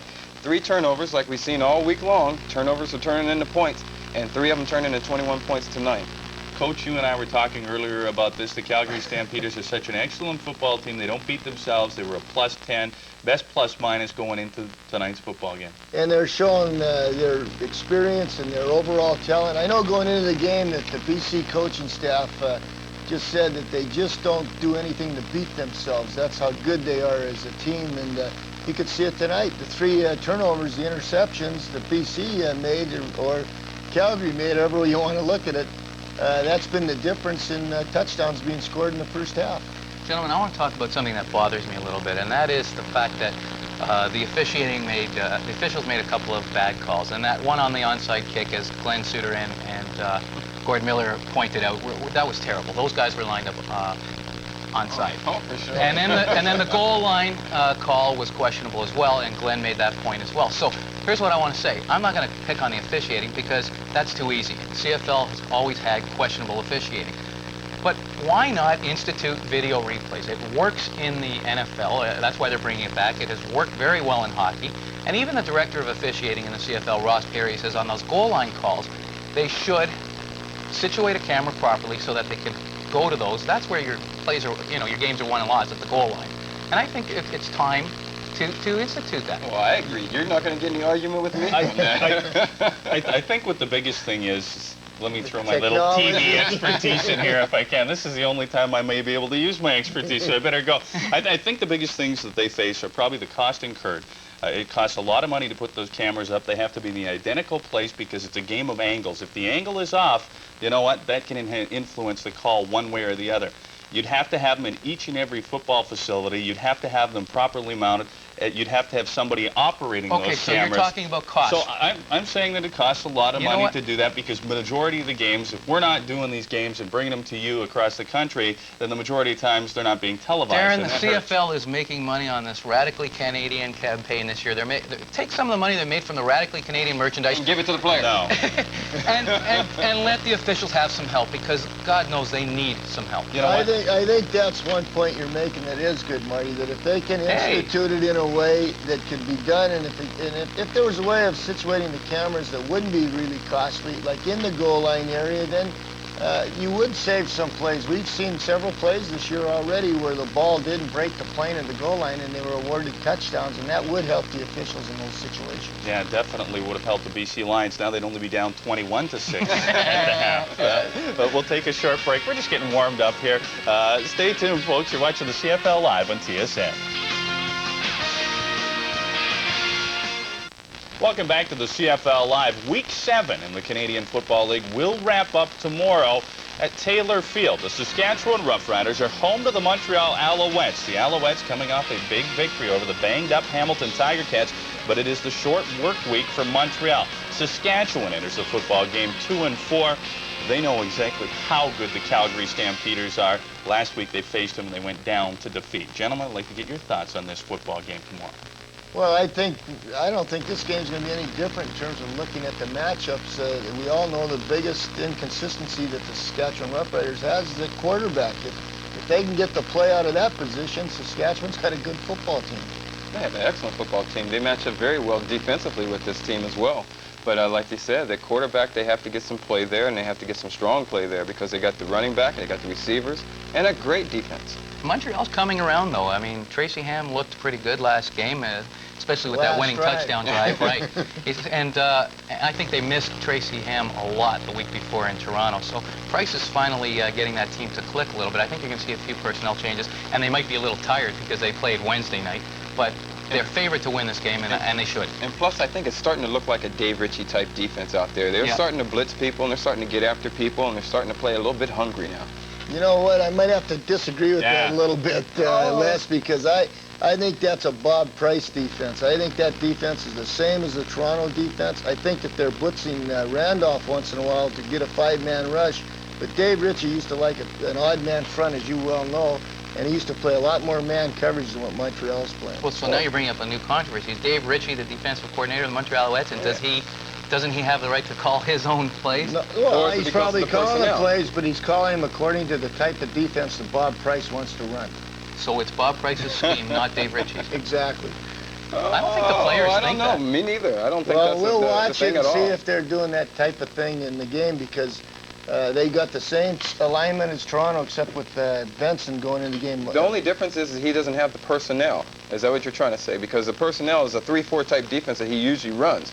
If he's running a 4-3, but he's still doing the blitzing like he wants to, he's still matching up with the man coverage like he wants to, they're starting to get a little bit more aggressive out there. Well, I think they're getting more aggressive because they're bringing Randolph a little more than they have at the beginning of the year, and they're not playing quite as much zone. But I don't think that's a real Dave Ritchie type defense in terms of the way it's structured. I think it's still a Bob Price defense. Bob? Thank you. And you've got the last word on that say. Now, Thursday, this past Thursday, the Toronto Argonauts and the Edmonton Eskimos got together. Then following the football game, the Flutie brothers got together, Darren and Doug, for a little jam session.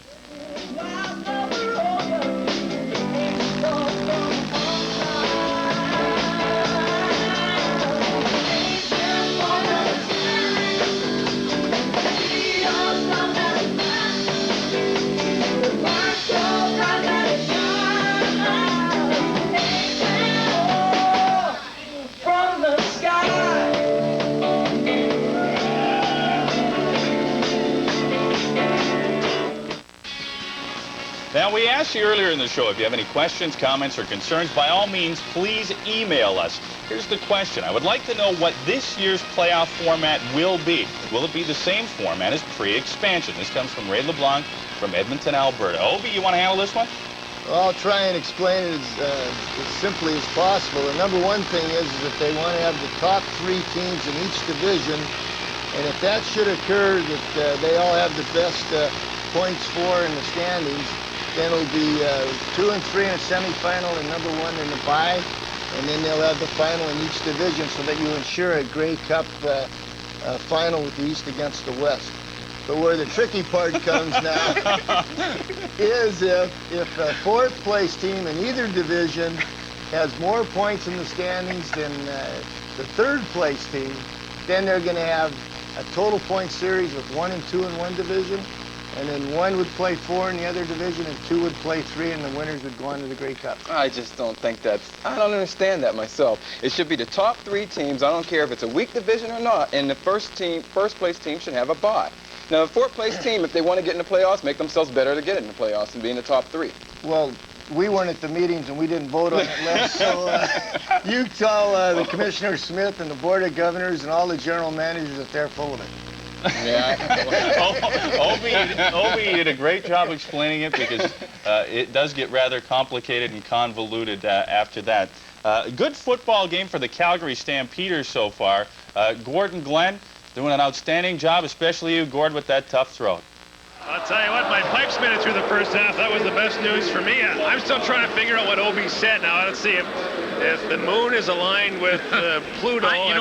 You know what I want to see is our panel at the Board of Governors meeting. Oh, no. That'll end up in a brawl. Nobody wants to see that. But you know what's interesting? Obi would have an interest in one of those 2-game West or Eastern finals because he was in one of those against Hamilton. I think the Ticats won it.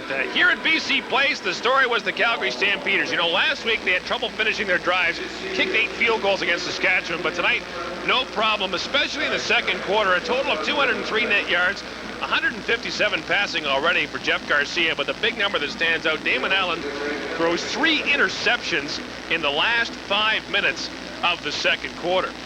For the Calgary Stampeders, Glenn, this is a team that obviously has a great offense with terrific players and veterans. Last week against Saskatchewan, they really had problems putting the ball in the end zone. Today, they don't, and that was something they were really talking about before this game. Well, I mean, they have it on both sides of the football and on their special teams as far as talent goes. And you know that you can make some mistakes. And BC Lions have been a little bit unlucky in their interceptions today. You can make some mistakes like that against some teams and get away with it, but not against this football team. They will capitalize before long, and they have tonight. So the Calgary Stampeders show a little more finish, and the BC Lions will try to see if they can put some balls in the end zone in the second half when we take a break and have a little snack in Vancouver.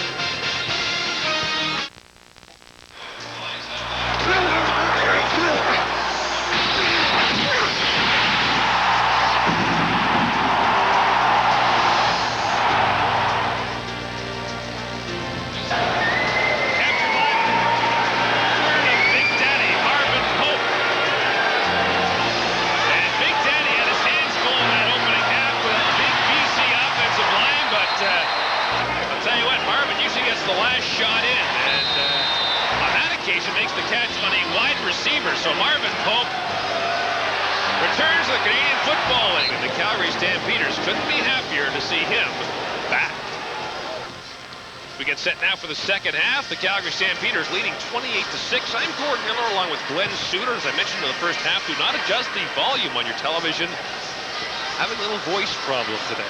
You know what? I bet you Joe Palpow adjusted the volume in the locker room at halftime. It's been a complacent BC Lion football team in the first half. They've been sloppy, missed some tackles that cost them some points, had a few interceptions. Some were a little bit unlucky, but nevertheless, they're not sharp. And like we said in the halftime break, tell you what, you cannot be a little bit off against the Calgary Stampeders or they will take advantage. Well, you think about this BC team, though, and what might have been. Look at some of their earlier games in the year. You know, Winnipeg kicks 2 field goals in the final minute of the football game to beat them.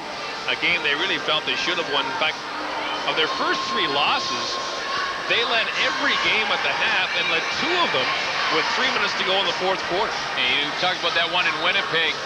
Katie Williams blocks a punt to set up the winning field goal. I mean, BC Lions, before the arrival of Damon Allen, although Damon Allen doesn't block on punt formations, but Jeff Reinbold and the BC Lions just lost a few early, and Jeff Reinbold looks like he hasn't slept in about a month. And I guess watching the game film will do that to you. Jeff Garcia was terrific. 11 of 16 for 157 yards and 2 touchdowns. Damon Allen, 9 of 15. The problem is he had 3 other balls caught by the Calgary Stampeders. Jeff Garcia last year completed 63.2% of his passes. This is a very precise Calgary offense directed by offensive coordinator John Huffnagel. And he says that Jeff Garcia fits in perfectly. He's patient and he's precise. He's well composed. He's got all the ability. He's got a really strong arm. He reads defense as well, which is something that John Huffnagel was obviously famous for, reading the defense, finding the weakness on the defense. He loves to work with Jeff Garcia because of that. And then you throw in the fact that he's an aggressive runner as the quarterback. I mean, he's second in the league quarterbacks rushing right now. Guess who he's behind? Doug Flutie. Yeah, no question about that. BC kicks it off to open the second half. This is Marvin Coleman from the 15-yard line. And Marvin Coleman has room to run. Surrounded by Calgary teammates, they are actually doing more harm than good as Coleman gets up to the 50-yard line. He kept bumping into his own guys. I was going to say, Gord, I mean, if his own guys aren't there, Coleman may take this one to the house. I mean, he breaks through. The great part about it is he goes laterally for the first part of the return. That keeps the BC Lions from getting good angles at him, and then right there cuts back against the grain, and now he's got like a convoy with him, and the convoy keeps getting in his way. Excuse me. Oh, excuse me. Sorry, excuse me. Oh, sorry, excuse me. Excuse me. Kelvin Anderson, one of those guys, he says, look, I don't get in your way when you run the ball. A 46-yard return by Coleman, and here comes Calgary again. The give goes to Kelvin Anderson around the right side. Robert Davis comes in to help make the stop, but not before Kelvin Anderson has a gain of 7. Well, the Calgary Stampeders, like you say, Gordon, are not going to let up on the BC Lions before the half ended. I mean, these guys are guys that want to play 60 minutes, play hard, and hey, you gotta stop them, or they can put up, who knows, what kind of numbers they can put up. Ask the Montreal Alouettes. Big pointage. Gain was 7. Kelvin Anderson. And I don't think he got there. Robert Davis and Virgil Robertson came in to peel him back, and he'll come up well short of a Calgary first down. Well, I think Virgil Robertson and Robert Davis are as surprised as I am to see Calgary Stampeders run a running play on 2nd and 7. I mean, even though it is a draw play, it's supposed to catch the defense off guard, which of course it didn't on this occasion, but see a nice shot of big Fred Childress blocking down right there on Tyrone Rogers, and Rogers does a good job. When you got a big guy leaning on you like that, the best thing you can do is go down and create a pile, and when Fred Childress is on that pile, it's a pretty big one. Kelowna, BC native Tony Martino back to punt. And Freeman Basinger stands at his goal line.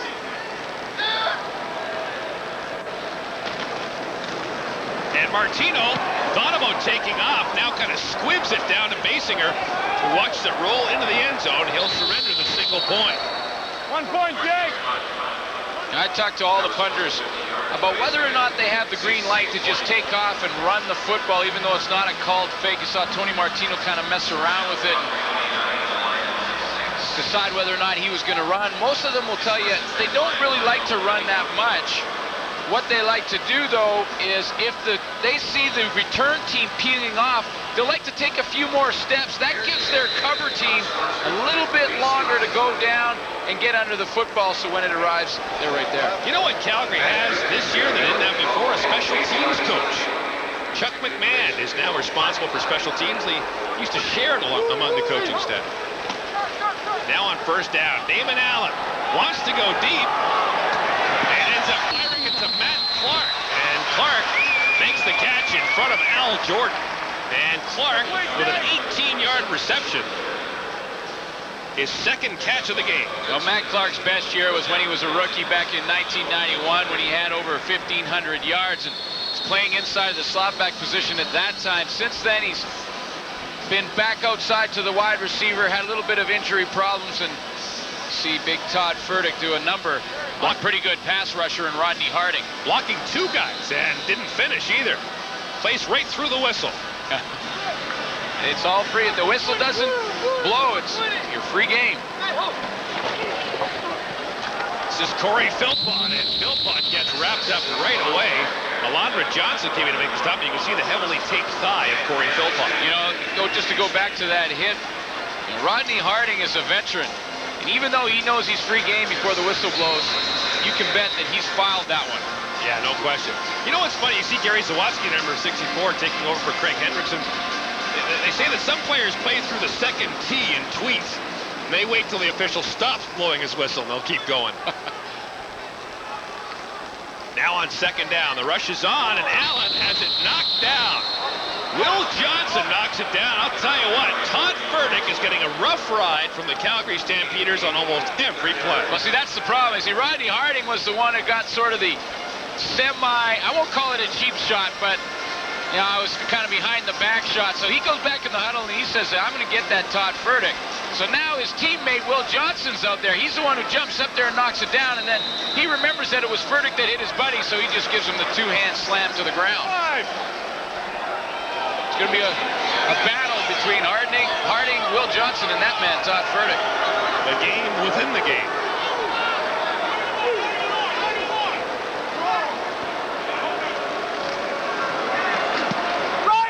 Saglia takes it to Marvin Coleman at the 15-yard line.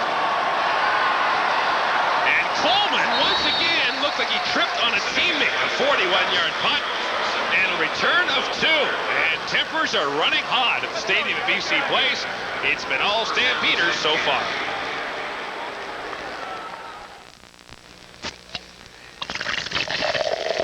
You drink Pepsi, you collect points. You get Pepsi stuff.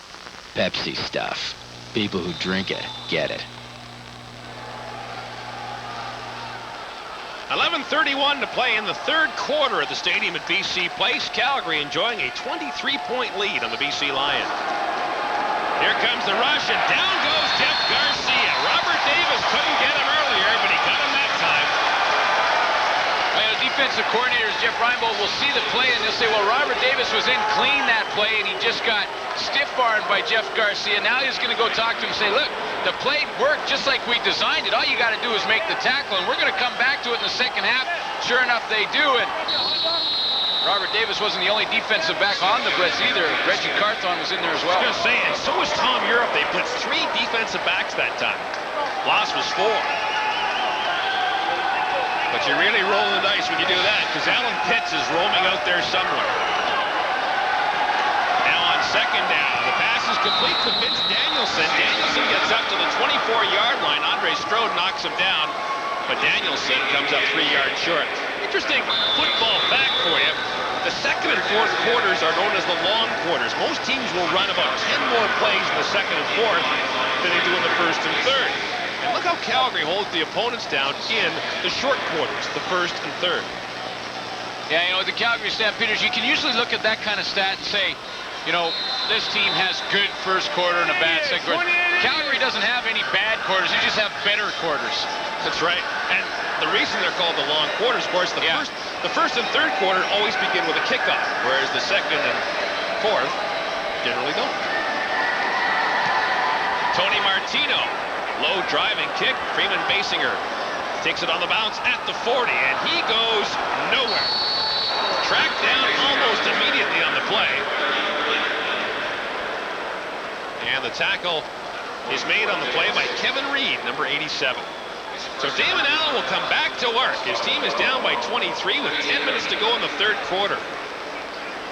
And Damon Allen's got to go back to the things that he does best. That's getting outside the pocket, what we like to call Sally Ram, where he fakes the fullback to Corey Philpott, the tailback, and takes off with the ball himself and uses himself as a running back. And Corey Philpott looking for some more work deep in the backfield. They fake the toss, but look at that. Rodney Harding was on Damon Allen's heels right from the snap of the ball. And Rodney Harding gets his 4th sack of the year. Yeah, Rodney Harding, you know, the problem with making a guy like that mad, like Todd Furtick did a couple of plays back, is that they'll come back to haunt you. And Rodney Harding was in the backfield before Damon Allen had a chance to even turn around and look downfield. That's the 18th quarterback sack allowed by the BC Lions this season.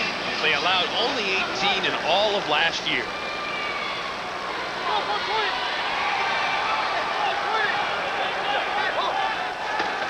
Now on second and long, Allen has Trevathan, but the pass was behind him, and Greg Knox actually had a better chance to catch the ball. Well, what, Greg Knox had a chance to catch it or a chance to turn the lights out on Mike Trevathan. Did a pretty nice job of giving Damon Allen a different look. He kind of went to the outside. You see him kind of look like he's going down the hash, and then when the ball's thrown, see him break right up there. He almost catches it off the bounce, but I'll tell you what, if that ball was thrown right to Mike Trevathan, then Greg Knox, former All-Canadian back in 1994, goes right for Trevathan's numbers. Greg Knox was a 6th-round draft pick by the Calgary Stampeders. He was injured when he went to the CFL evaluation camp, but Wally Buono had seen him play for Laurier. The Calgary Stampeders were in Toronto, and on a Saturday off, Buono went and watched Laurier play and liked him and made a note of him. It's really paid off for Wally Buono. Terry Vaughn picks up this punt, gets up to the 45-yard line, a 39-yard punt, and a return of 6. Wally ball so far, 29-6 Calgary.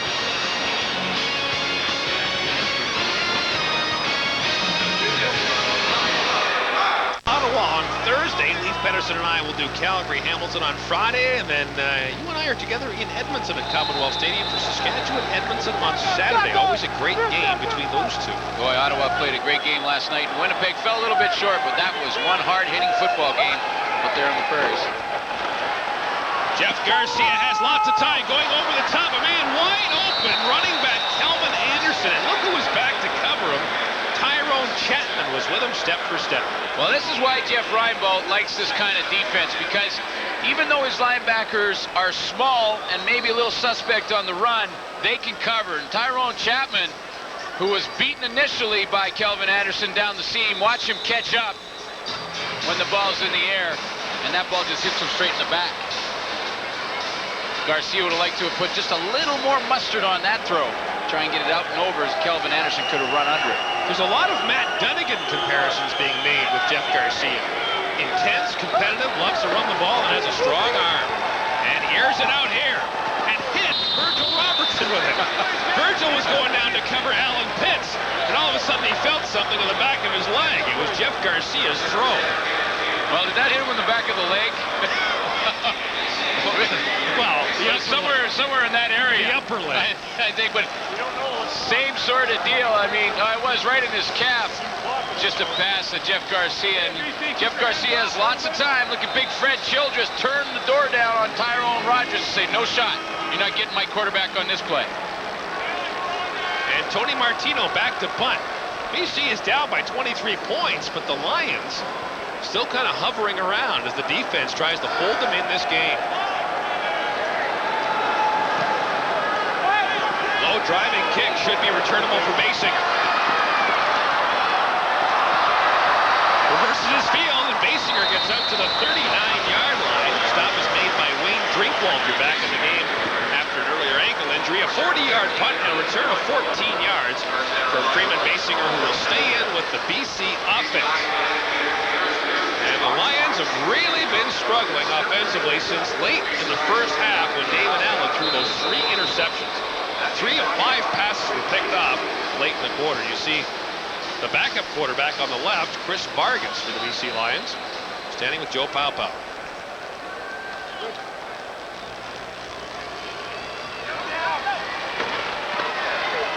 Now Allen, 4 Stampeders in his face. He throws it to a diving Mike Trevathan, who can't make the catch. Damon Allen saw the entire Calgary defensive line and probably his life flashing before his eyes. Boy, Damon Allen is really moving up on the all-time list.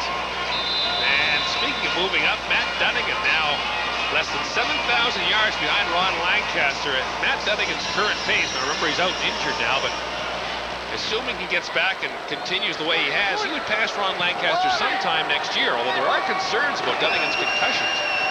Now on second down, Allen steps up, fires to the sidelines, complete there to Matt Clark, and Clark has a first down across midfield to the Calgary 53-yard line. Well, pretty nice job by Damon Allen to first of all buy himself some time. I mean, he drops back, doesn't see what he wants to the left side of the field, then he steps up in the pocket, and what do you call that? Is one of the Dieter Brock kind of sidearm, fling it out to the sideline, gets it all the way out there. You see the Rodney Harding, Todd Furtick matchup that has been a pretty tough one, and his buddy Jamie Terrace can come over and help him out. Now on first down, they swing it out of the backfield, and Corey Philpott, and he does not make the catch. Incomplete. Corey Philpott's got pretty good hands. Comes into the game with 100 yards in receiving. Pretty good hands, just turn and run. Let's see Rodney Harding again. This time he's working on the other side. Looks like Corey Mantika. I don't know, you think that was a little bit of holding, Gord? I think when you hold a number on the back and the front, that's pretty much holding. Like, it's okay to put your hand on 2 sevens with Rodney Harding as long as you're both on the same side. Second down, big offensive play now for the Lions. Allen guns into the sidelines. Mike Trevathan makes the catch inbounds. A first down at the 40-yard line and a gain of 13 yards. Well, the key to the play is that Trevathan gets pushed out of bounds. I mean, he goes up, he gets pushed out by Eddie Davis. And when you're in the air and get pushed out, then it's the rest discretion, as if you didn't get pushed, would you have come down in bounds? You see, there goes Trevathan in the air, he gets pushed, and he even does get his toes down. So it wasn't a discretional call by the official. Trevathan did get his toes on the ground. Discretional? That's a word, isn't it? Well, it's a football term. My grandmother, the grammar teacher, is rolling her eyes right now. Corey Philpott rolling along, gets a gain of 8. It's down to the 31-yard line. That's football lingo. There used to be Danny Bass in Edmonton. Used to have what they called Bassisms. He'd say things like vulnerable eyes. Well, Corey Philpott saw Alondra Johnson here, and he just, I mean, that second effort from a pretty good linebacker playing in the middle right there. He gets blocked and then crawls over to make the tackle. Alondra Johnson's CFL career began with the BC Lions. Second and short.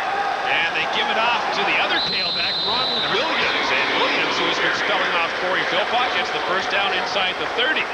4:36 to play in the third quarter. The Lions are down 29-6. So they can score a touchdown here and make this game interesting.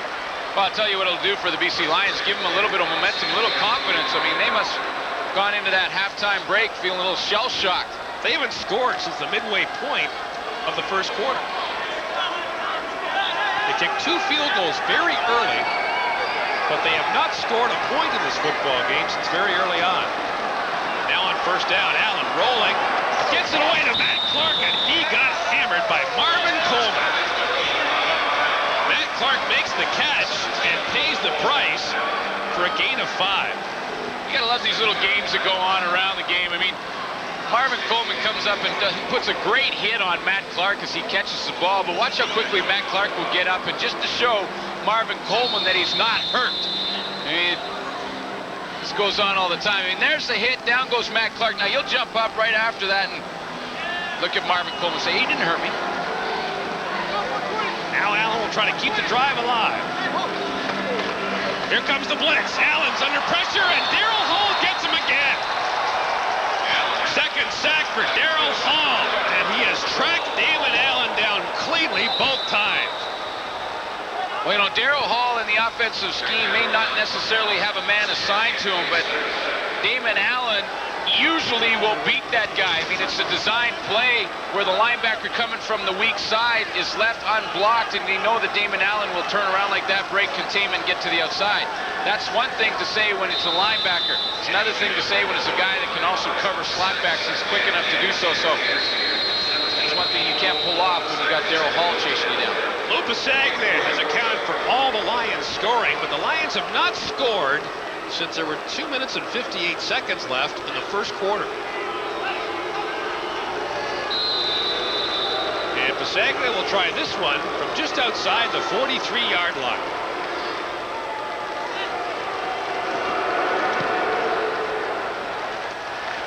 And he misses it to the left. Marvin Coleman thinks about it, but he will surrender the single point eventually. Someday. I don't know. Still going.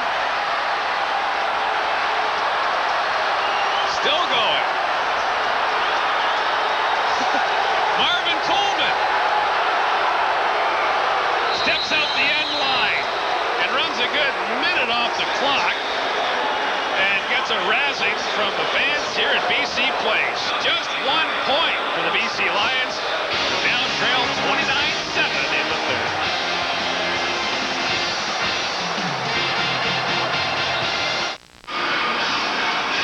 Marvin Coleman kind of embarrassed the BC Lions on that last missed field goal, running around like that.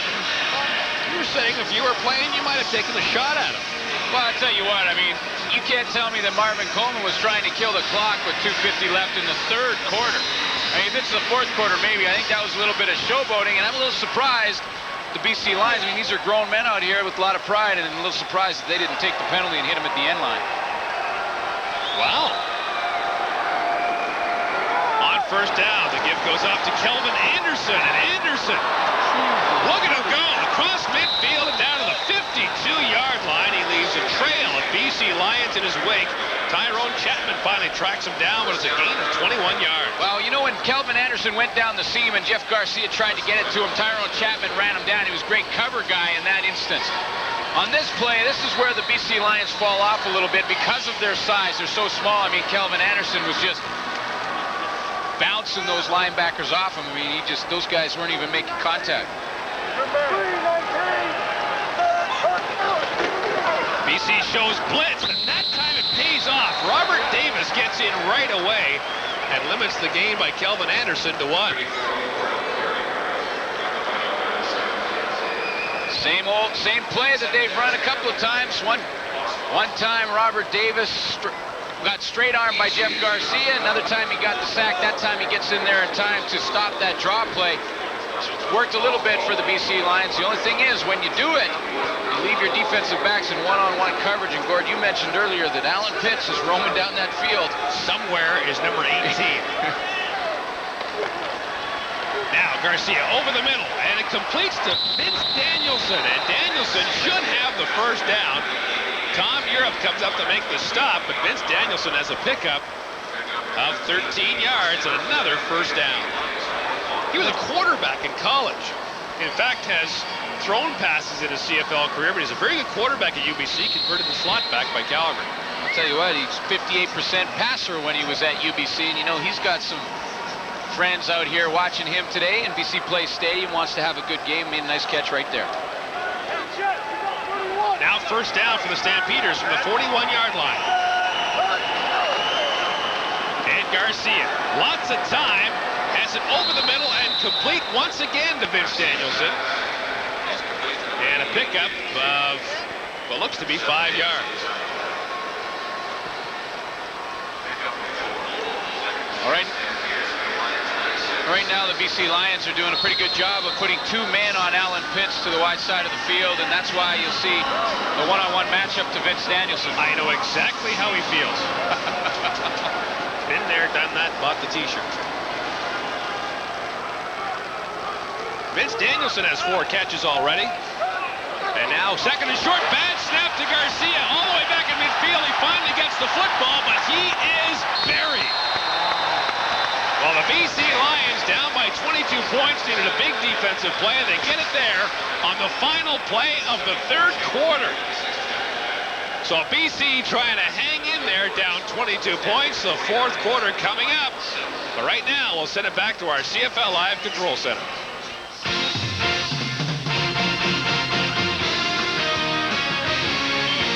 CFL Live at the Quarter. Brought to you by Bank of Montreal. It is possible. Well, the BC Lions are taking this football game right off the chin. And if you go to the air against the Calgary Stampeders and try and get those quick touchdowns, I don't like their chances. You know how many touchdowns the Stamps have given up via the air this year? 5. That's all season long. What an impressive football team they are.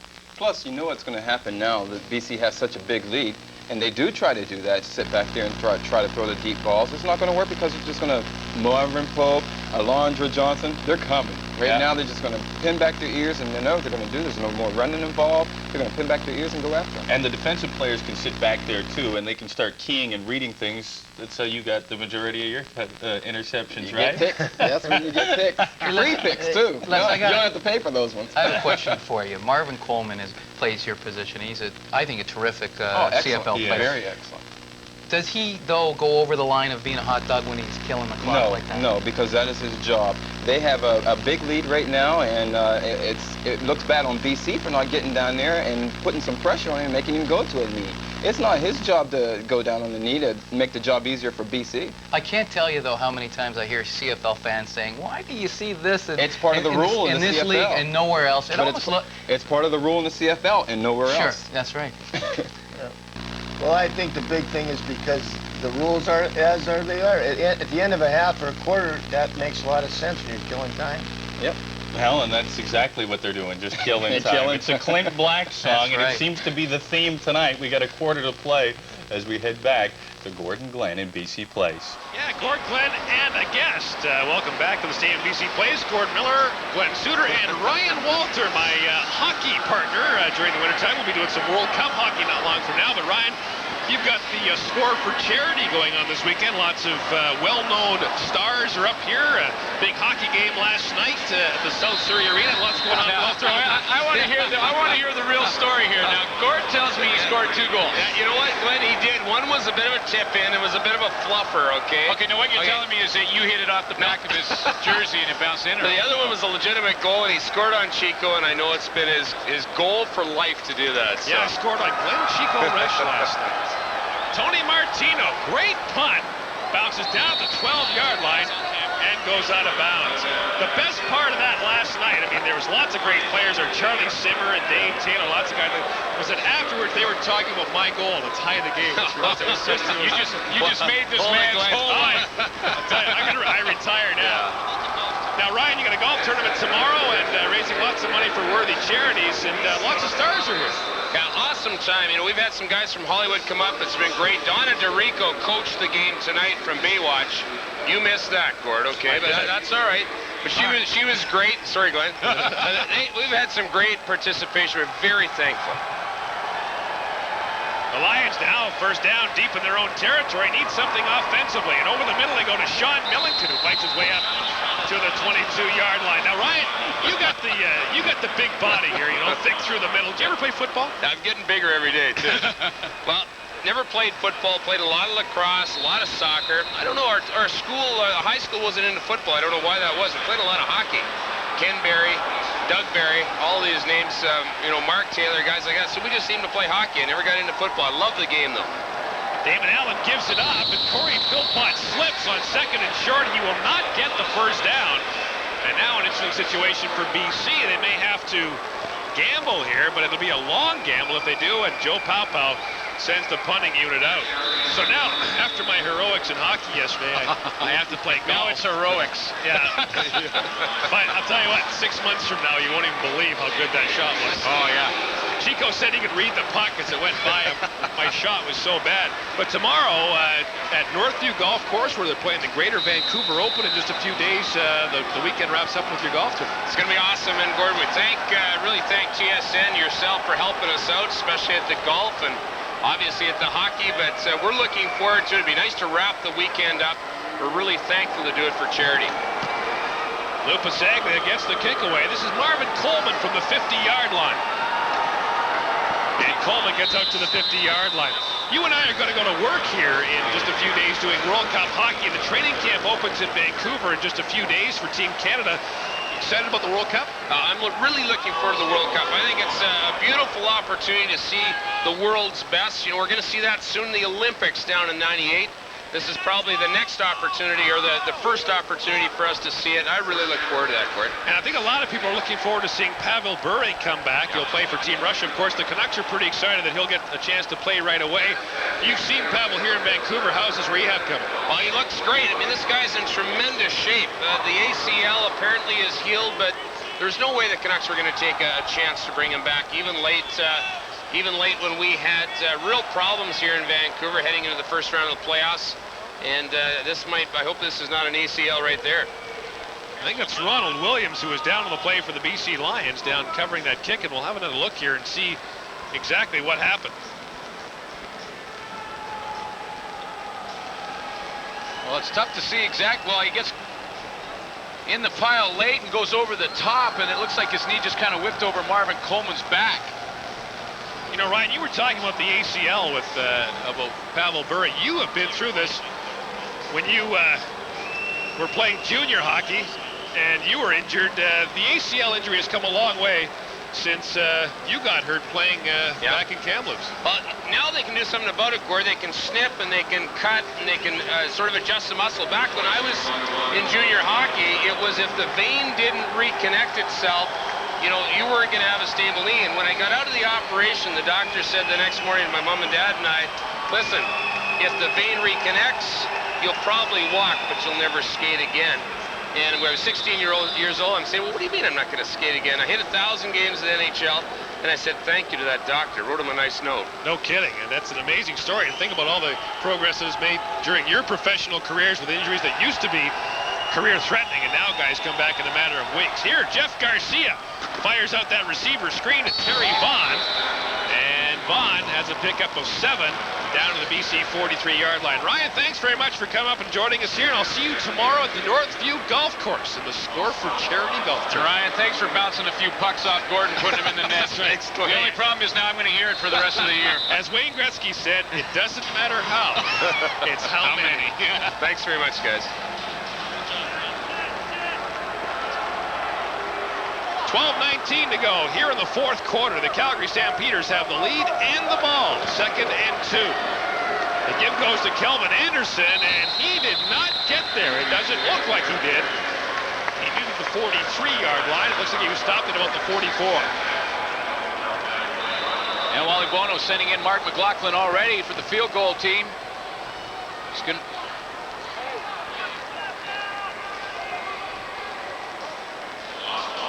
And will not take the chance. Here comes Tyrone Chapman, and he's the guy that helps out, pretty much cleans up Kelvin Anderson, keeps him short of that first down, along with a little bit of help from Virgil Robertson from the linebacker position. Tyrone Chapman, as a rookie in 1994, was a signal caller in the defense, came in with real leadership role. 1995, last year, led the team in tackles. And Mark McLaughlin comes on for Calgary, leading the Canadian Football League with 22 field goals. He was 50 of 60 last year.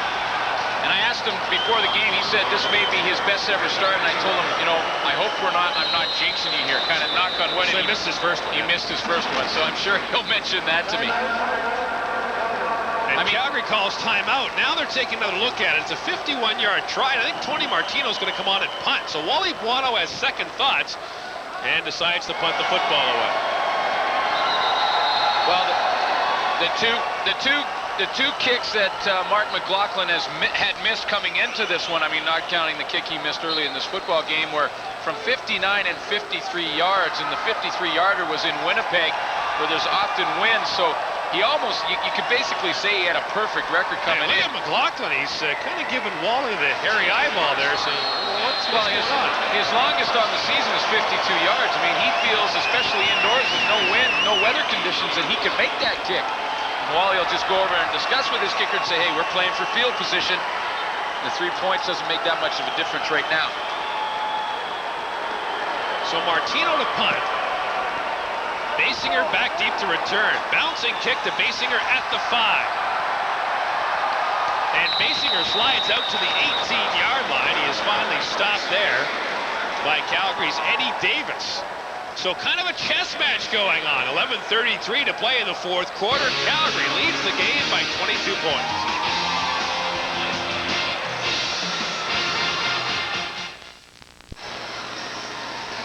Well, after pounding on the Skins the other night, Doug Flutie will see if he can pound on Ottawa. Doug Flutie, who played a gig at the Silver Dollar Saloon the other night in Toronto with his brother, goes on to Ottawa this week. Toronto and Ottawa Thursday at 7:30 Eastern, 4:30 Pacific time.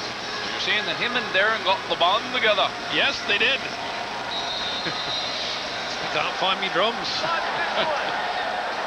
And right now, Joe Paopao feels like somebody's beating on his head. 11:25 to go. His team's down by 22. Damon Allen has to sidearm it around Will Johnson. Freeman Basinger gets out to the 22-yard line. It's a pickup of 3, but what a play by Damon Allen, who saw Will Johnson there and just threw it around him. Well, this has been a problem for the offensive line of the BC Lions all night. I mean, right now, Will Johnson and Marvin Pope has been up there a couple times. If they're not getting pressure, they're getting their hands up, they're leaving their feet, they're jumping. Now it's up to the offensive line. Of course, they had the screenplay on that particular occasion, but you got to cut those guys down. When they put their hands up, they're exposing their ribs, and those offensive linemen got to cut their hands down. Now on second down, here comes the rush. Allen sidearms it again. Oh, incomplete for Mike Trevathan, who ran into the guy holding the chains. So he takes one for the squad, but Trevathan does not make the catch. Now we've got a flag down late, and Damon Allen might have been hit late, just like that guy was. Nothing to pass there.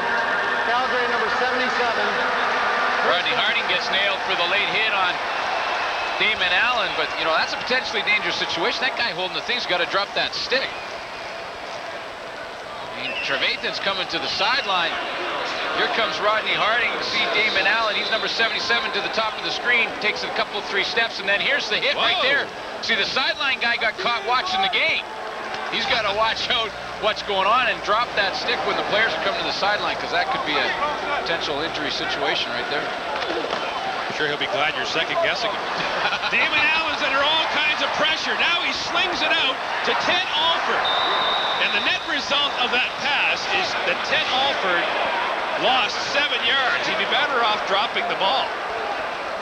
Well, he was running around. It was kind of like a sandlot play. Damon Allen was under some pressure, had to scramble all over the place. Ted Alford wasn't really sure by the time he had tried to find an open area, probably where he was on the field. But you're right, Gord. I mean, Damon Allen was so far down, it looked like up to him. So another hole for the BC Lions to climb out of. The clock running under 9:50 to go here in the 4th quarter. BC needs a break to get back in the game.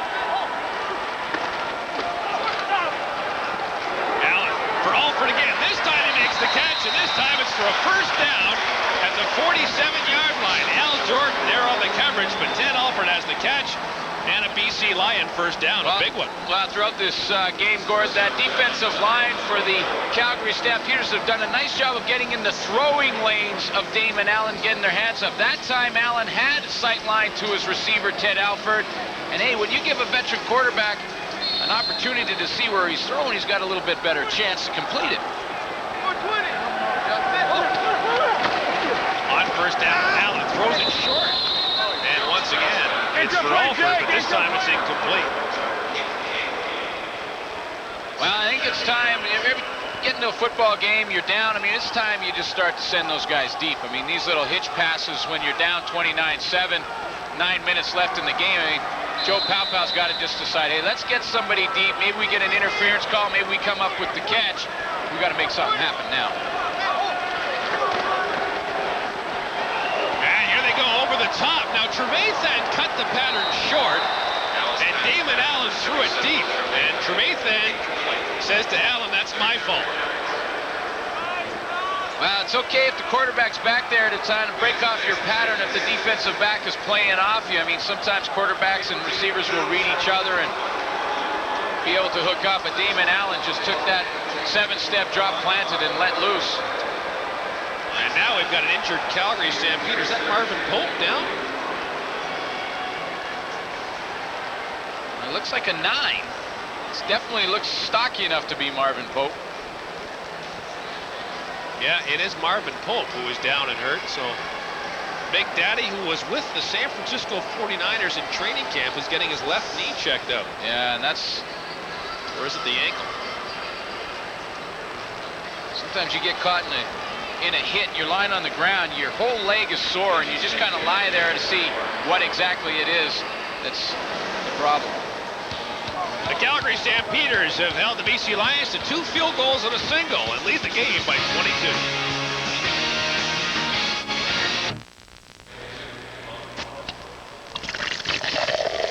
22. You drink Pepsi, you collect points. You get Pepsi stuff.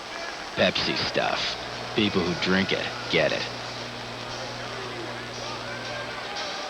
Welcome back to the stadium at BC Place. Marvin Pope appears to be all right. Might be succumbing to the heat in this dome stadium. Yeah, caught a cramp. Looked like his hamstring. And Luke Pasaglia is back to punt. I'm Gord Miller with Glenn Suter. Darren Detition and the gang are back at our CFL Live Control Center. That punt was very nearly blocked. Terry Vaughn fields it from his 27-yard line. And a great job to run him down by Ronald Williams. And limits the gain to just 5 after a 34-yard punt. The game story tonight is brought to you by Men and Speed Stick, the 24-hour protection that just won't quit. Calgary scored 21 points in the second quarter, and in the same quarter, Damon Allen threw 3 interceptions. And the Lions' vaunted rushing game has been held down by the CFL's best run defense. Jeff Garcia has 2 touchdown passes. Part of the reason that you don't have a rushing game is because you're behind.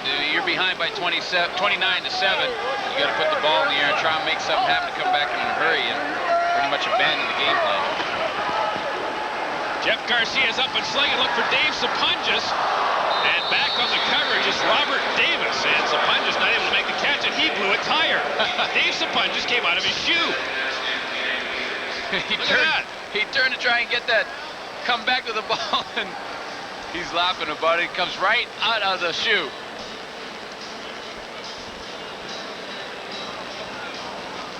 Dave Sapunjas, look at this. 14th. We were talking about earlier in receiving yards, has not caught a touchdown pass in 5 games now, and just 2 for 16 tonight. Well, I talked to him before the game, and the reason for that, he told me, is that we haven't had enough games on TSN. He says, I always play better when you guys have when you guys are showing the game. He says, my grandmother can watch. Play better.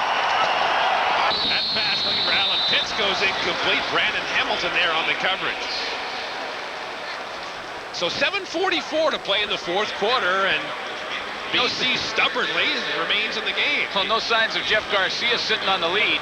He goes deep to Sapunjas, then throws it down the field again.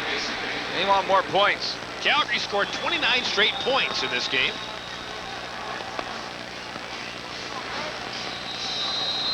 And Tony Martino will be back to punt. Freeman Basinger's back. Maybe a special teams play will spark the Lions, who have seemed a little flat tonight. Well, this is where you run it, maybe like a reverse, or it's pretty tough to run a reverse. He's back there by himself. Well, one of those guys from the top left-hand side of the line can come all the way back around. Martino's trying to kick it away from him. Basinger from the 50. Flags are down. Looks like no yards. And Basinger up the sidelines gets inside Calgary territory to about the 45-yard line. That'll be helped by a penalty, a 30-yard punt, a 19-yard return in Vancouver.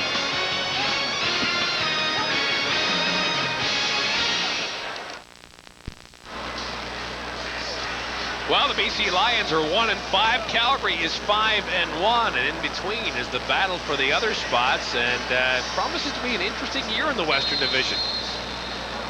Bob Obilovich tried to explain the. He did explain the.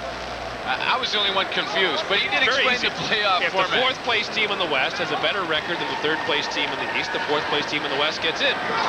David Allen puts it up there to Sean Millington. Alondra Johnson comes up to make the stop, and not much of a gain, and that's been the problem for the Lions on 1st down. They're not getting enough yards. Well, both coaches talked about it before the game. Wally Bono saying, we have to hold BC on 1st down, make sure that they get into a 2nd and long situation. We feel pretty comfortable with our defensive schemes that if they are in 2nd and long, that plays into our hands. Joe Palpal on the other side of the field said, hey, we have to get good yardage on 1st down so it helps in our play selection on 2nd. Right now, of course, Wally Bono's winning the battle. 2nd down. Allen has time, has a man. Basinger makes the catch right at the marker at the 36-yard line. Should be good for a BC 1st down. Well, they put Freeman Basinger in there at the receiver position to give a little more speed at the slot back spot. And when you have speed, defensive backs have to respect you and play off you a little bit, and that allows Basinger to come back underneath the coverage of Jackie Kellogg. Freeman Basinger with his 1st catch of the night last year. He was 6th in the league in all-purpose yards. Now Allen wants to go deep, goes over the middle instead, and what a defensive play by Daryl Hall, who knocks it out of Basinger's hands. It really was a good play because Basinger went across the middle, and the Calgary Stampeders had the safety blitz on. Greg Knox was coming from the middle safety position. He was on the blitz. He got picked up. That left the middle open, so Daryl Hall was vulnerable into the middle and makes a good play to dive across and knock it down. Now 2nd and 10. 5:40 to go in the 4th quarter. Allen slings it, and making the catch is Basinger down to the 24-yard line, an 11-yard gain and a 1st down, and Wally Buono thought the ball hit the turf. Well, I'll tell you what, the Calgary Stampeders are sending safety blitzes, or sending linebacker blitzes, and Damon Allen hasn't had a chance. See, Eddie Davis was on the blitz on that last play. They haven't had a chance. Damon Allen hasn't to set up and throw yet. He's throwing while he's backpedaling. And flags are down. Lots of time left on the 22nd clock, but there was early movement. Well, did the BC Lions draw Calgary offside, or did they just jump offside? Procedure, BC number 59, still first down. Todd Furtick gets called for procedure, moving early.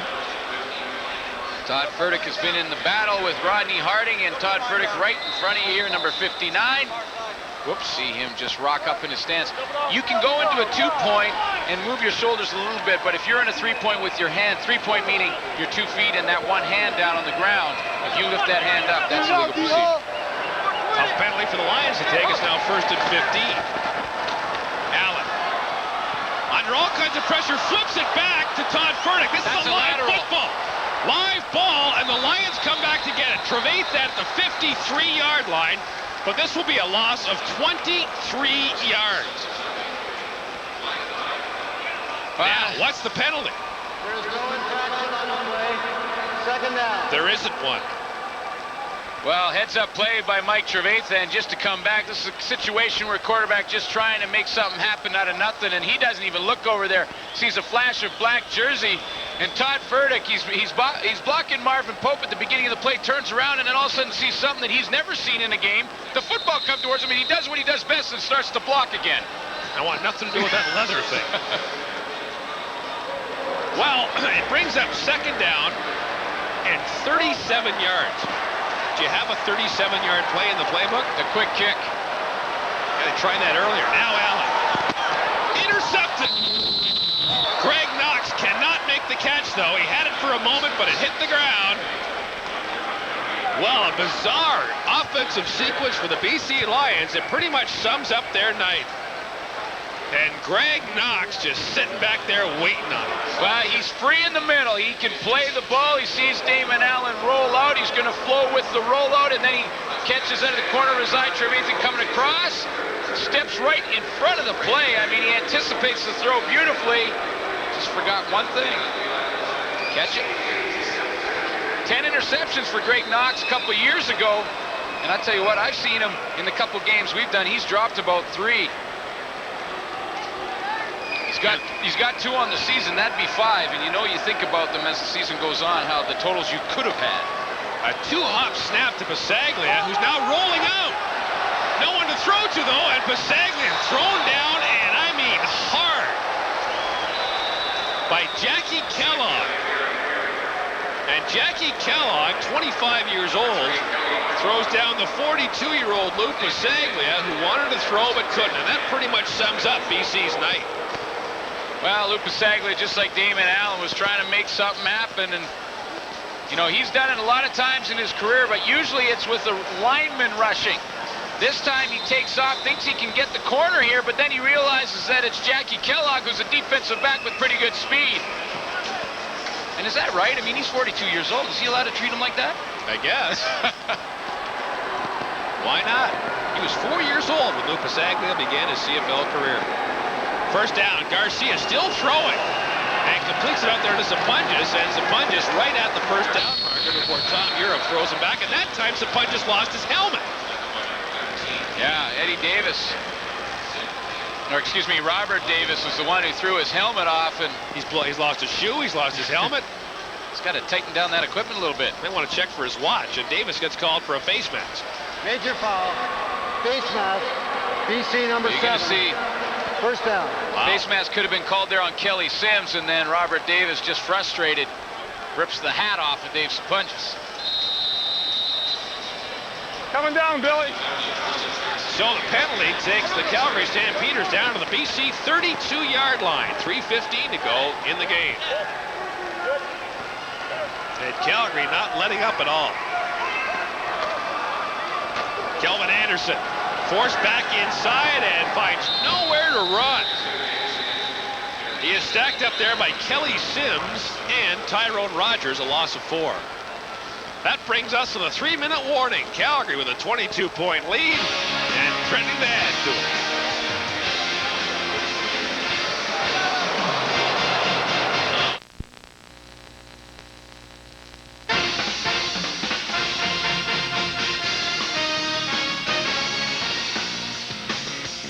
CFL Live on TSN. Brought to you in part by Diet Pepsi. Diet Pepsi has no diet aftertaste.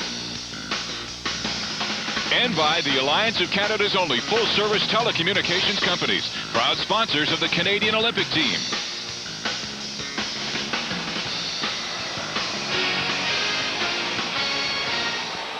Welcome back to the stadium, and BC placed the Lions 3-time Grey Cup champions in 1964, 1985, and 1994. The last coming right here in this stadium.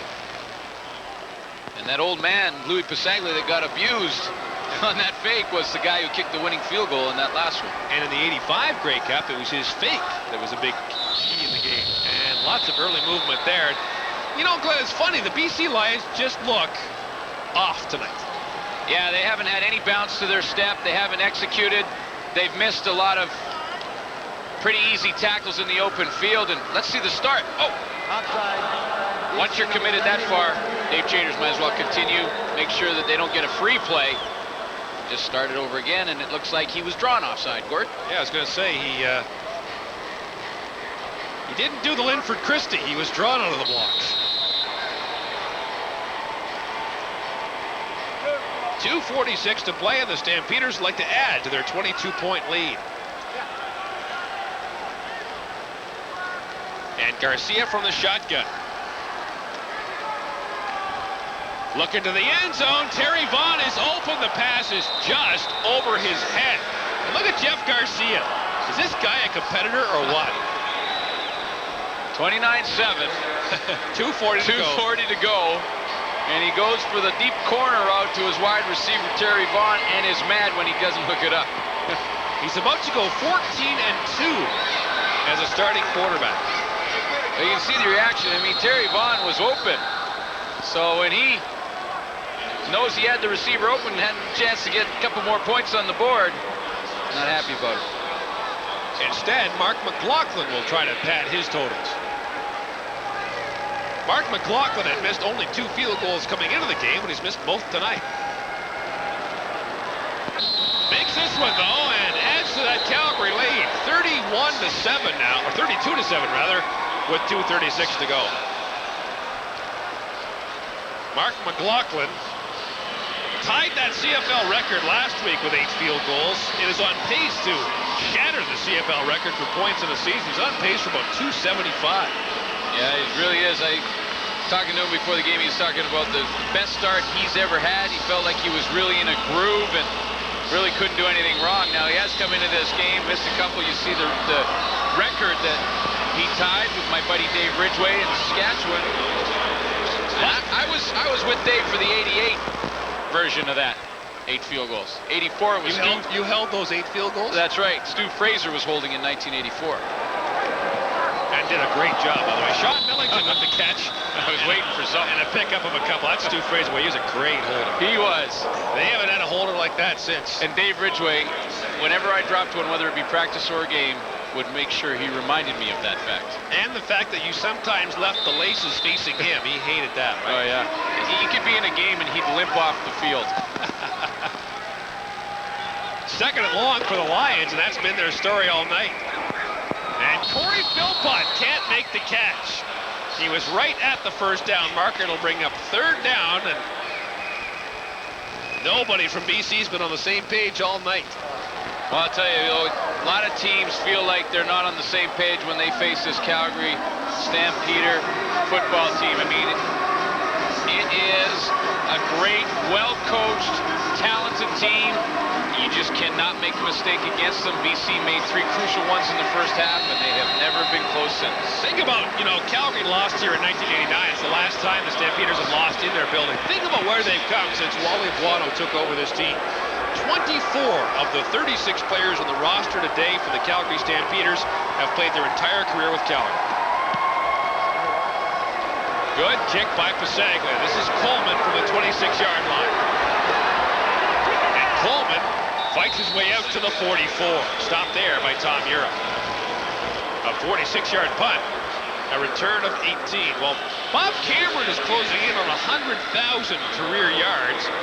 But Louis been there and done that. 109,000 yards.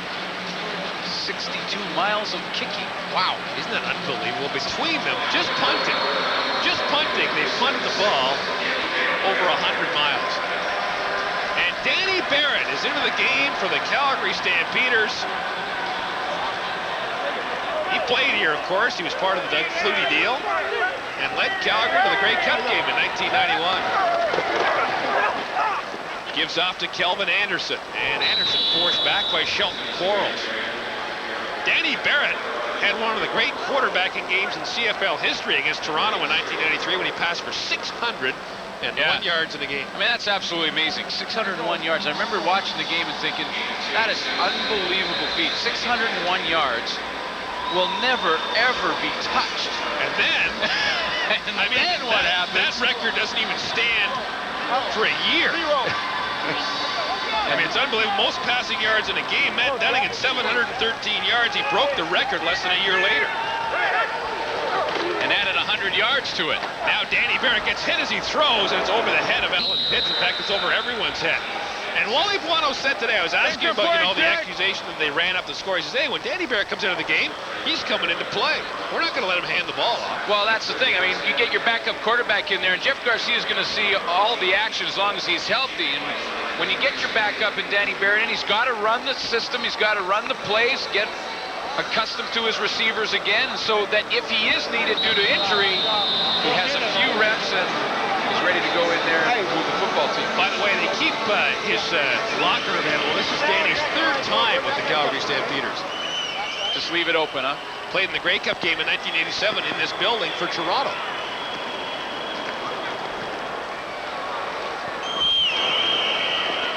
The kick goes down to Basinger, and Basinger tries to throw every move in the book, but he gets up to the 27-yard line before he is stopped on the play by Wayne Drinkwalter. Well, 1:22 to play here at the stadium at BC Place. Sorry, Gord. This is the point in the game for the BC Lions where they start thinking about watching the game film later tomorrow. I mean, they go out there now and just try to make something happen, make a couple good plays late in the football game. Now, obviously, no chance they're going to come back and win it. But they want to look good on film, because when you play bad and you get blown out, Joe Paopao is going to analyze that film. And if you have ever, in a blowout, quit in the last 2 minutes, you're in trouble. That's where you get the apple in the road map. Allen over the middle, one hops it, looking for Mike Trevathan. Damon Allen's having his first bad game as the quarterback of the BC Lions. Well, he's had some bad luck. I mean, a couple of interceptions weren't necessarily his fault, and then the other factor is the defensive line has had something to do with the fact that Damon Allen hasn't had a great game for Calgary, because they've been in his face all night, not necessarily hitting him a lot, but in his passing lanes, hands in his face, he can't find his receivers downfield. He's 21 of 38 passing for 193 yards as his backup, Chris Vargas, looks on. Vargas is just 7 for 20 passing this year. Allen under pressure, gets it out for Matt Clark. Needs 3 more yards for the first down. Very close to it. Danny Barrett and Jeff Garcia just home and cooled out. Danny Barrett, I think, is just saying, okay, now how did you do that? No, that was that long one. Okay.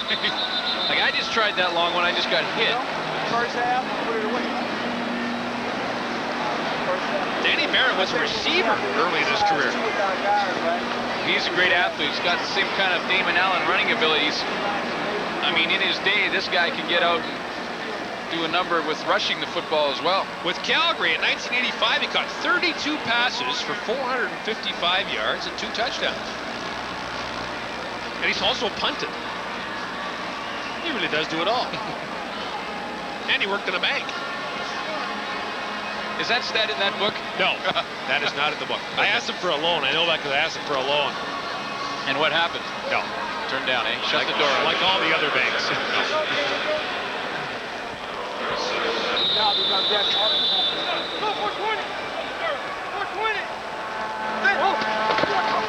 Damon Allen will dive ahead for the first down.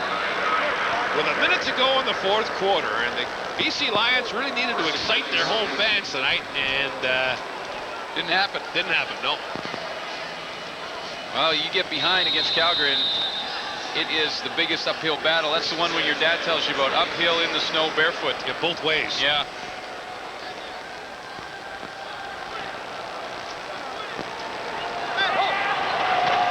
from the shotgun. Allen's got all kinds of running room. And that time he got by Daryl Hall across midfield down to the 52-yard line. The first time Damon Allen was able to elude the grasp of Daryl Hall. So Joe Palpal in the film session with, under a minute to go will make a point of that play to the rest of his offense and say, look, our veteran quarterback's not a young guy, and with the game out of hand and less than a minute left on the clock, he's still running down the field and trying to do something positive. By the time they see the fourth quarter of the game film, most of his players will be watching it through tears. Now Allen, that long wide side out again for Ted Alford falls incomplete. 21 seconds to go in the fourth quarter. The Calgary Stampeders will improve their record to 6-1 on the year. Next up for them, the Hamilton Ticats on Friday.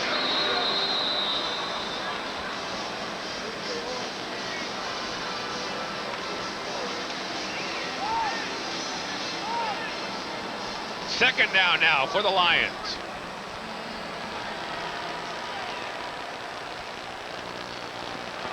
Allen out of the backfield for Sean Millington. Millington needs a couple more for the first down and gets there, puts his head down, and gets down to the 40-yard line.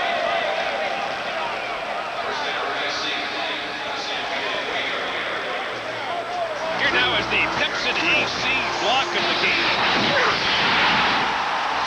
And it was a running battle all night. Todd Furtick on Rodney Harding.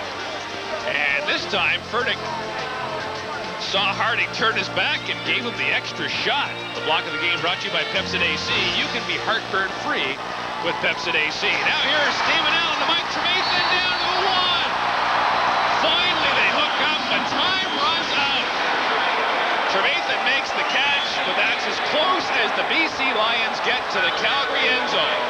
2 field goals and a single is all they do against the Calgary Stampeders, who are now unbeaten in their last 10 games here at the stadium at BC Place. Well, how about this for the BC Lions? It was that kind of night all night. With just under 30 seconds or 10 seconds left on the clock, he lets it go. It's a duck. Gets down to the 1-yard line, and in their best offensive play all night, are held a yard short from the end zone. Been that kind of night for the BC Lions. The Calgary Stampeders improve their record to 6-1 on the year. The BC Lions fall to 1-6 as Calgary wins at